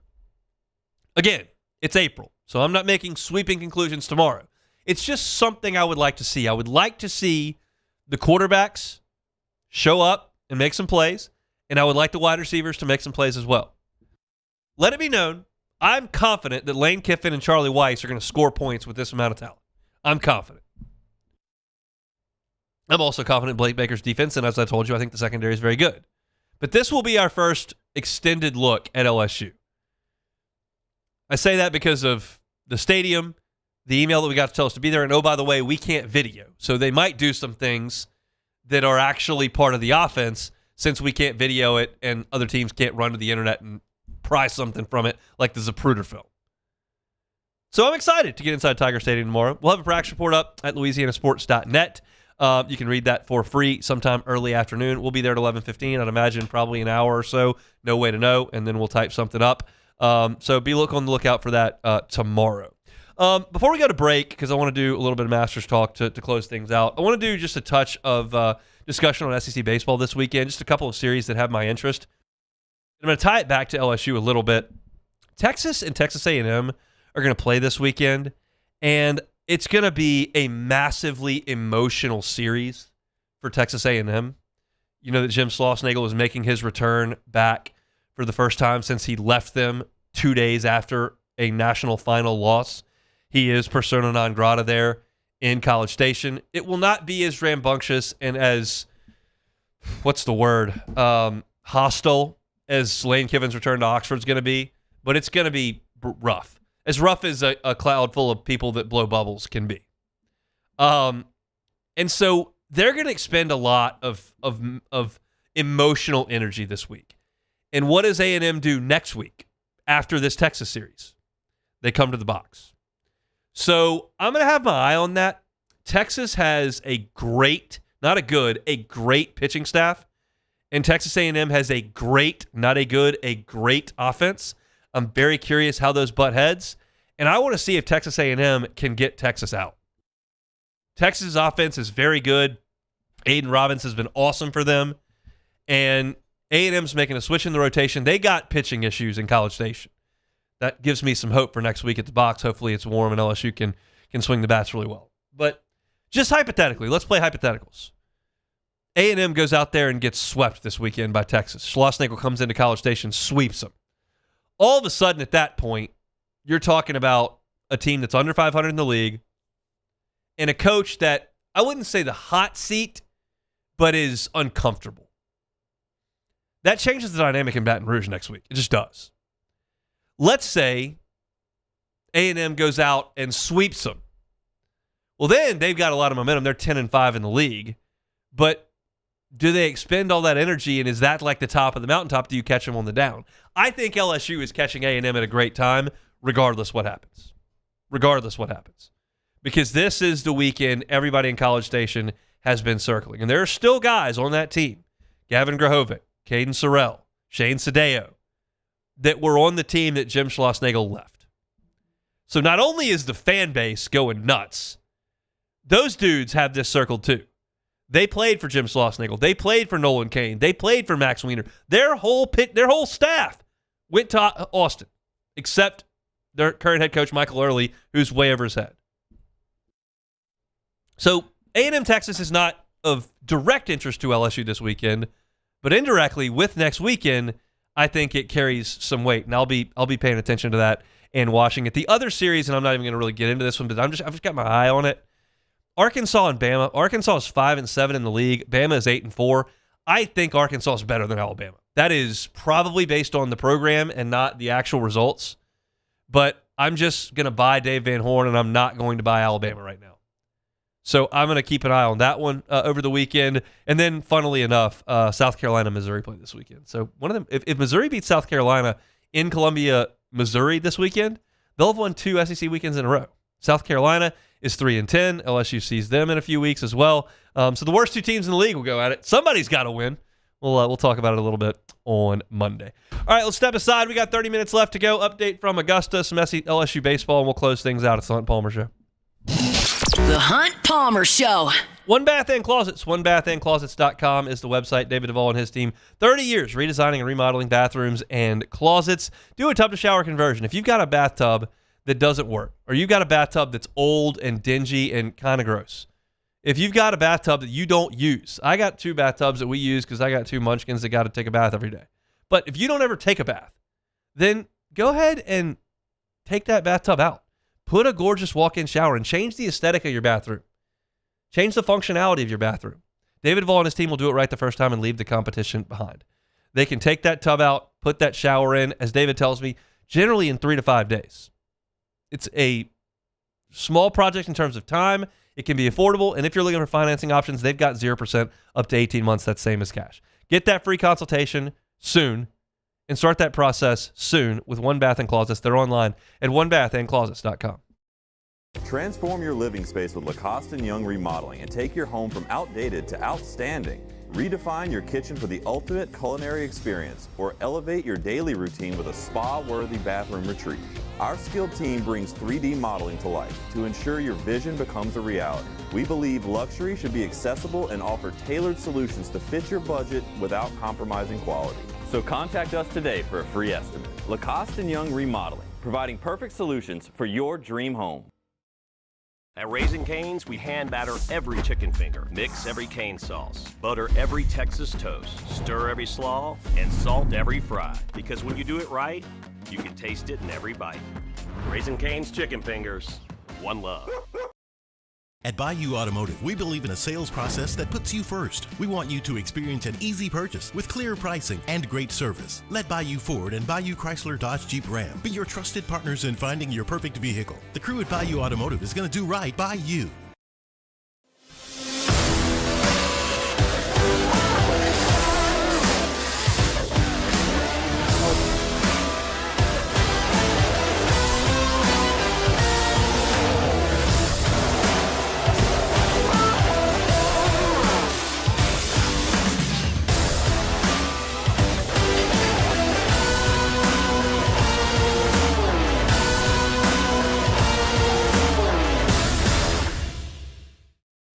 If your office is experiencing performance issues like slow networks, jammed printers, or disappearing files, Advanced Office Systems may be right for you. With powerful IT solutions, print management, document imaging, and security systems, they help offices regain confidence naturally. Side effects may include uncontrollable efficiency, smoother workflows, and a sudden burst of office joy. Say goodbye to those emotional breakdowns in the supply closet and get back on track with Advanced Office Systems.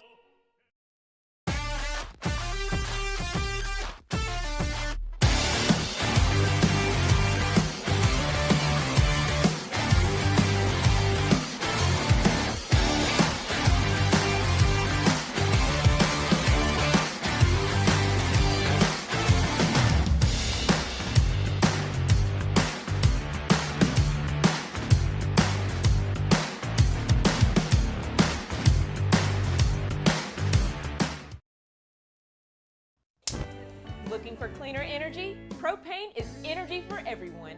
And when you're cooking with clean, affordable propane, you're cooking with gas. In the wintertime, nothing heats a home like Louisiana propane. And when you need hot water, propane's got you covered. Oh, and you won't regret that propane generator when the power goes out. I'm Miss Louisiana, Gabrielle McLeod, and to find more This is the Hunt Palmer Show, brought to you by Quirks, Cajun fried fish and shrimp.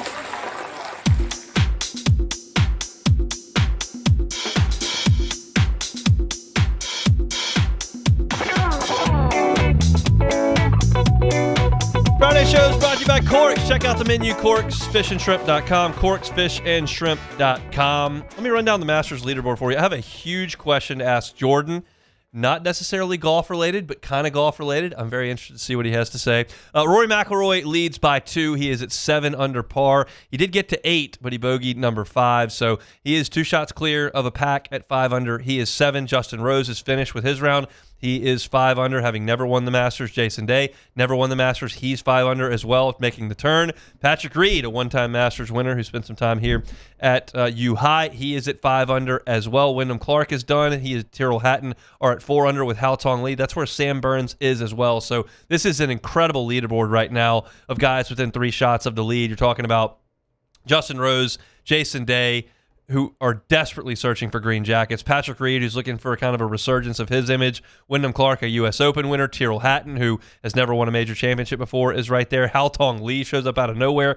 And then you got old Shreveport Sam Burns, who's 4 under, just dropped a shot at 11, but he is 3 shots back and certainly in position. So the winner, as we know, sets the menu for the Champions Dinner the following year. And generally, they like to do something that reflects their home area.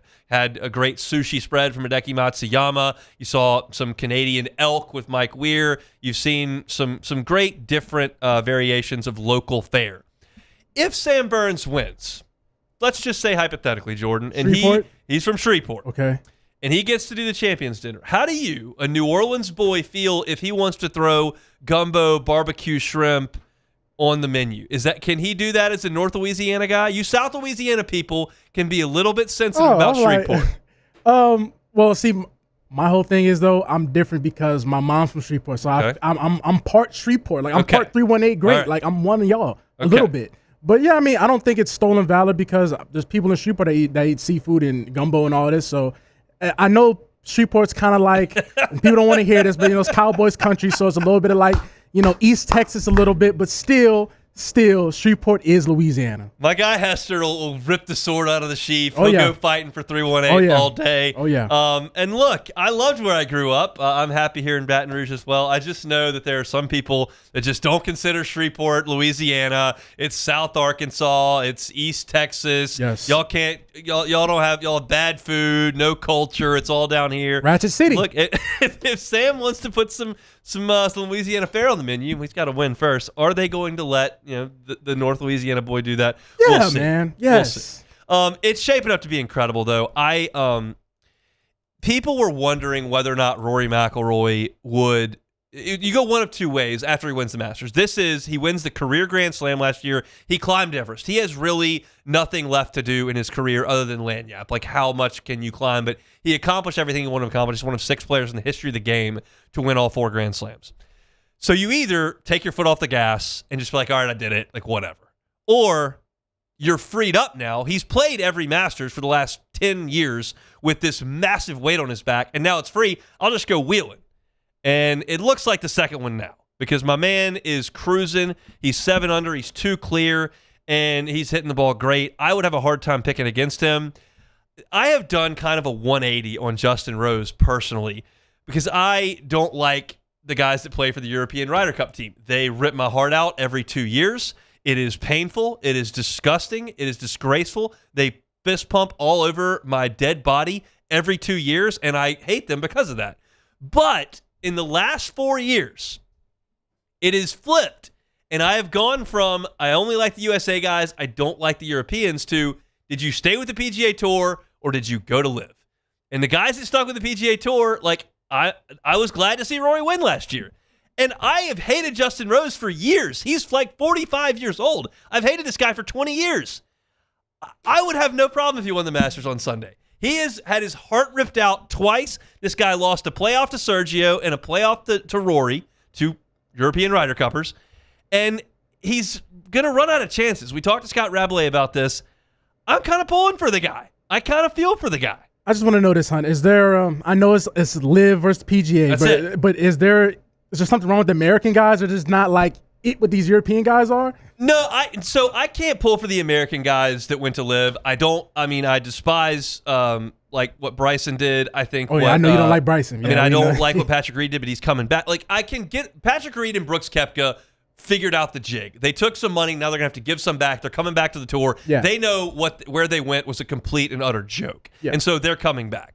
But the other guys I can't get on board with. I was thrilled to see John Rahm just play abysmal golf. He's throwing away the prime of his career at a hit and giggle that nobody's watching. And so I was thrilled to see that. But I'm looking at this leaderboard now, and there's only one guy on it that I can't have win, and that's Tyrrell Hatton. And he bogeyed 18 to drop to 4 under. He's 3 back. I'm hopeful that Tyrrell Hatton is going to have a meltdown at some point this weekend. He is the angriest player in professional golf. He gets furious all the time, F-bombs everywhere, profanity everywhere, and he completely owns up to all of it. He knows he's a head case. He can't fix it. He just goes nuts. So Augusta has a way of the ball rolls a little bit further away than you want. You can't see this or that. You catch a bad break. You're on the wrong side of the hole, and it can be taxing mentally. And I'm hoping that Hatton just has a complete and utter meltdown and that he blows up and gets out of the way. Other than that, here's the top 10. McIlroy, Rose, Day, Patrick Reed, Wyndham Clark, Haotong Lee, Sam Burns, Chris Gotterup, Brooks Koepka, Ben Griffin. I'm good with all those guys winning. I think that there's a very unlikelihood that Gotterup or Griffin wins. Like Max Homa, Tommy Fleetwood, Shane Lowry are there, Xander Schauffele's there. Where'd Scheffler go? Did he just have a blow-up? Scotty made 2 bogeys on the back 9, so he finished at even par. Scotty's 7 back. I don't see Scotty beating Rory by 7 shots on the weekend. He could. You got to shoot a 66 in there somewhere, but I don't see that happening. But it's shaping up to be a really, really good golf tournament. I'm just curious how the South Louisiana folks feel about Sam if he wants to appropriate South Louisiana with his food next year. See, that's the problem with Louisiana in general. We should all come together. Everybody wants to be on from New Orleans. We're not part of Louisiana. Everybody, Lafayette has the best seafood and all this. Everybody is so... we need to come together. We're already so small in general. Everybody needs to come together, man. That's what the Saints and LSU are for. Everybody comes together. That's it. Well, but then you have the Cowboys. Yeah, and then you have the subsection of the Tulane fans in New Orleans. There are no Tulane fans. There are some ULL fans. They're not a bunch of them. They're not a bunch of them. Trust me, they're the super prestigious. Listen, man. Whatever. Hey, if LSU and Tulane, we would have beat them last year. Bro, calm down. We saw Ole Miss did y'all. Please. I know. Just relax, Twice. man. They did that twice. You have redemption, and you still did it. I was relax, man. But I enjoy the Louisiana Lafayette fans that just love to hate LSU. That's got to love it. That's got to be a sad existence to hate LSU and to pull for a team whose ultimate goal is to win the New Orleans Bowl. That's a tough look, but it is what it is. Great win on the baseball field a couple Tuesdays ago. Great job by the Cajuns. And you was there. I was there, unfortunately. Beat the bad traffic jam, which is good. Hey, the guy whoever sent you that tip, hey man, shout out to him. Got up 190. That was great. So that's a look at the Masters leaderboard. We'll come back. I'll give you a thumbnail on LSU and Ole Miss to close it up. It's the Hunt Palmer Show. The Hunt Palmer Show. Gotros Outdoor Power. Gotros Outdoor Power. 22 years in business. Gotro family's been rocking and rolling. 2 locations, Airline Highway in Baton Rouge and, of course, on Gonzales. If you're driving on Airline and you see a mountain of orange inventory, that's Gotros Outdoor Power. If you're looking for a zero-turn mower, we are fully into spring now. It is grass growing season. It is grass cutting season. You need to get to Gotros and get that zero-turn mower. They've got the largest Hustler inventory in the state by far. In fact, they were National Hustler Dealer of the Year 2 of the last 3 years. Get on by and see them. For those, they've got the largest parts inventory in Louisiana as well. So if you're looking for a part, they can help you out with it. The thing about Gotros is they've got the inventory. They also give you that customer service. They're family-owned and operated. They're right here. They've got trucks running all day, every day. They're able to go deliver your mower with a trailer if you don't have one. It's just that personal touch that you get by working with a local company. So go see them on Airline Highway or in Gonzales. You can always find them online as well at GotrosOnline.com. That's Gotros Outdoor Power. At Bayou Automotive, we believe in a sales process that puts you first. We want you to experience an easy purchase with clear pricing and great service. Let Bayou Ford and Bayou Chrysler Dodge Jeep Ram be your trusted partners in finding your perfect vehicle. The crew at Bayou Automotive is going to do right by you.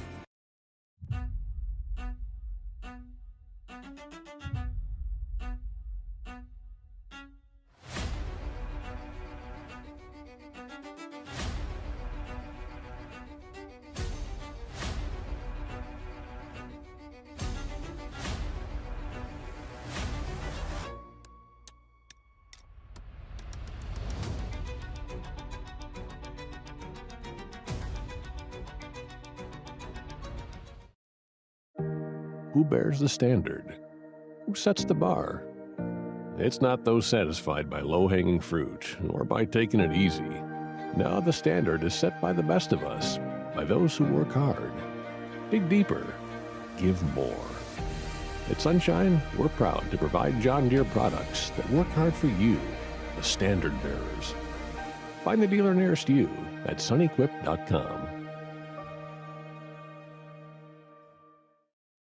At Ochsner, we know healing is a team sport. That's why we've partnered with world-renowned orthopedic surgeon Dr. James Andrews to create the Ochsner Andrews Orthopedics and Sports Medicine Institute. Whether you're a professional athlete or a weekend warrior, our team of specialists are dedicated to getting you back in the game. So whatever your reasons are for reaching your personal best, we've only got one: you. Ochsner Andrews Institute. Long live you. Looking for cleaner energy? Propane is energy for everyone. Propane water heaters are very cost efficient, and the savings are even greater with a tankless propane water heater. We all know that Louisiana propane is a safe and environmentally friendly fuel. So why not go green while you save some green? I'm Miss Louisiana, Gabrielle McLeod, and for more information, visit louisianapropane.com. Man, age is just a number. Don't let it dictate how you feel. Goodwood Men's Sexual Wellness has anti-aging services that can help you look and feel your best. Visit yourgoodwood.com and discover a renewed sense of vitality. Gulf Coast Bank and Trust is giving our customers the power to bank anywhere, anytime during this challenging event. And we're right there with you. Our mobile banking app is a smart way to manage your money and time. Gulf Coast Bank and Trust, the bank that cares about you.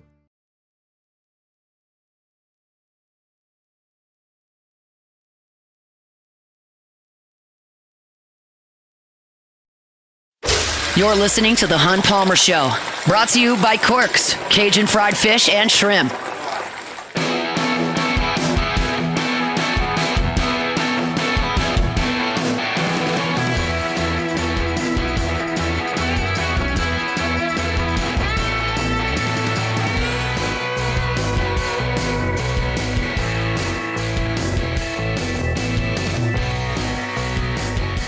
Friday's show is brought to you by Corks. Check out their whole menu at corksfishandshrimp.com. That's corksfishandshrimp.com. A little bit of basketball news that just crossed my view. There has been a transfer portal addition from Santa Clara, not to LSU, but he's in the transfer portal. And it is Alan Graves. Alan Graves is at Santa Clara. He had a great season for them, 11.5 points, 6.5 rebounds. And he has ties to LSU and Will Wade. His brother Marshall, who went to U-High, played for Will Wade at LSU. Remember, Marshall kind of came off the bench, was a really good shooter for LSU, finished his career in 2019-2020.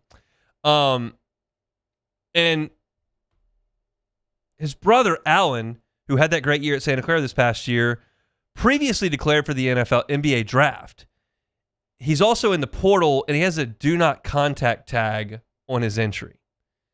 I don't know anything, but the fact that he's from here, his brother played here, and his brother's old coach is now the coach here, and he has a do not contact, and he's looking to transfer, like, that's a few dots I'm comfortable connecting. It would not surprise me at all if LSU landed Alan Graves. Nothing official at this point. He hasn't committed to LSU. Nobody's even crystal balling him to LSU or anything. But he's in the portal with a do not contact. That's one to keep an eye on for LSU. I would anticipate over the next 3 days that LSU starts to pick up some prospects in the portal. The portal opened on Tuesday. Folks are making their initial calls, going on their visits. And so you have some time, obviously. But LSU is obviously going to be very active in the portal. Johnny Jones was announced on the staff today. Earlier this week, announced Rick Stansberry on the staff. Will Wade's been hitting the ground running. So I would anticipate on Monday I'll have a segment on my show about some transfer portal guys that LSU's either gotten commitments from or have been linked to LSU or visited LSU. And I think that Graves is potentially one of those. So one to keep an eye on in the transfer portal. As far as LSU baseball goes, I did 2 segments on LSU baseball today personally, and then we had Michael Katz come on to talk about Ole Miss. And I think I made myself pretty clear in how I stand on this. I expect LSU to have some trouble with Ole Miss's arms this weekend. I don't know if Stanfield's going to play. I don't know if Dardar's going to play. They might play all 3 games. They might play 2 games. They might play no games. I don't know. But Ole Miss's staff is full of dudes, and LSU has struggled with dudes. They struggle with Kentucky's dude. They struggle with Tennessee's 3 dudes. They struggle with dudes. And you're getting a lot of those this week. So I don't expect LSU to score a ton of runs this weekend. Question is, does LSU's pitching staff step up to the plate against an offense that has a very poor identity in Ole Miss? They don't get a lot of hits. They strike out a lot. They haven't hit a ton of home runs. They hit some, not a ton. They don't move the baseball. They struggle with runners in scoring position. They hit for a low average. Can you match up with them? And that's the question you got to ask. And I'll be honest with you on this Friday. And I've told you on a lot of Fridays how I felt good about where LSU was and thought they would come out and play well. I have an uneasy feeling about this weekend because of Ole Miss's pitching. And if LSU struggles to hit and then they play some poor defense, Ole Miss at home runs a couple balls out of the yard, like that could spell trouble. Tonight's game, Evans with Cowan ready, with Guidry ready, with Sheeran ready against Hunter Elliott, who I think is a nice SEC pitcher, not a dominant one, is vital. If LSU wins tonight, I'll exhale. If LSU loses tonight, it's going to be a long Saturday and Sunday that I'm going to be apprehensive about. And you've got to go there and at least get 1 game. I'd love to get 2. You got to at least get 1. And the best shot, your best matchup is tonight. So we'll see how it plays out. LSU and Ole Miss tonight, 6:30. Catch pregame over on Eagle 98.1 at 6 o'clock. Take it or leave it. Take it or leave it. Take it or leave it. Today's hottest stories in sports, news, and sometimes even Hunt's life. The question is, will he take them or leave them?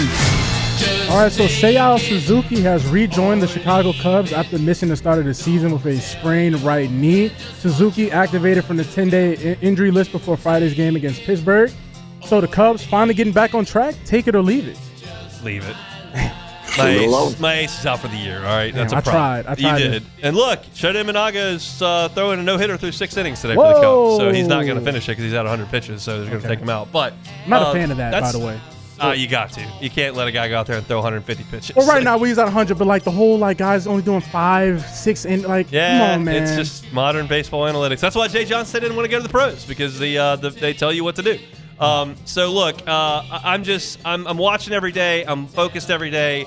My excitement has been dampened because the best pitcher we have is going under the knife. That's just a tough scene. That is a very tough scene. So, according to NFL's Ian Rappaport, the Jaguars are going to use Travis Hunter as a full-time cornerback next season and a part-time receiver. So, Hunter last season played 489 snaps during his rookie campaign. 324 of those were on offense. So, the Jaguars making the right call with Hunter. Take it or leave it. I'll take it. Thank you. I feel like it's best to do one. Yeah. You just struggle if you're asking a guy to do everything. Like, how good can you get at everything if you're being? How good can you get at anything if you're being asked to do everything? Everything, yes. That's the thing. So if you want to get the best out of him, like I understand the thought of saving a roster spot, but I mean, make him specialize. He's as good an athlete as there is in the entire NFL. Yep. Let him do something awesome instead of do everything okay. That's kind of my thought.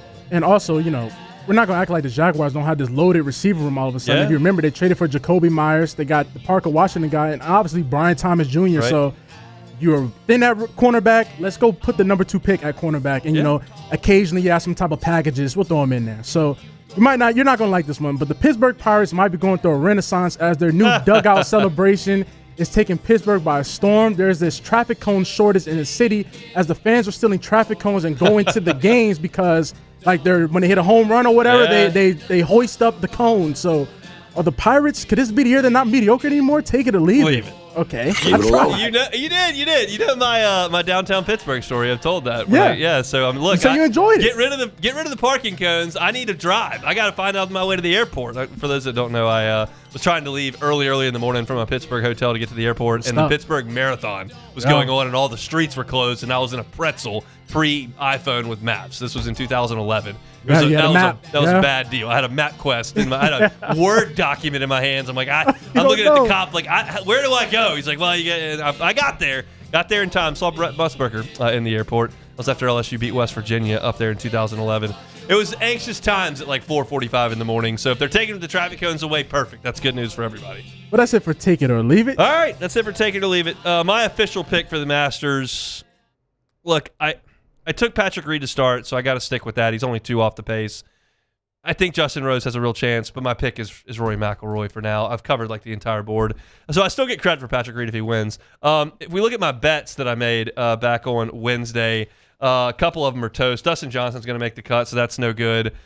Need all top 10 from Xander, Ludwig, and Rose. That is in play because Rose is there, Xander is around, and Ludwig was bad yesterday, but he's still in the mix at even par. So that one is in play. What else do we have? Harris English top 10. That's in play as well. He's right there. Akshay to win. That one's going to be tough, but that was the longest shot. So we got some decent bets that are in play. We'll grade all that on Monday. Have a practice report from LSU's Saturday workout inside Tiger Stadium. And, of course, we'll react to LSU and Ole Miss and the Masters tournament. Looking forward to that. Everybody have a safe and wonderful, happy weekend.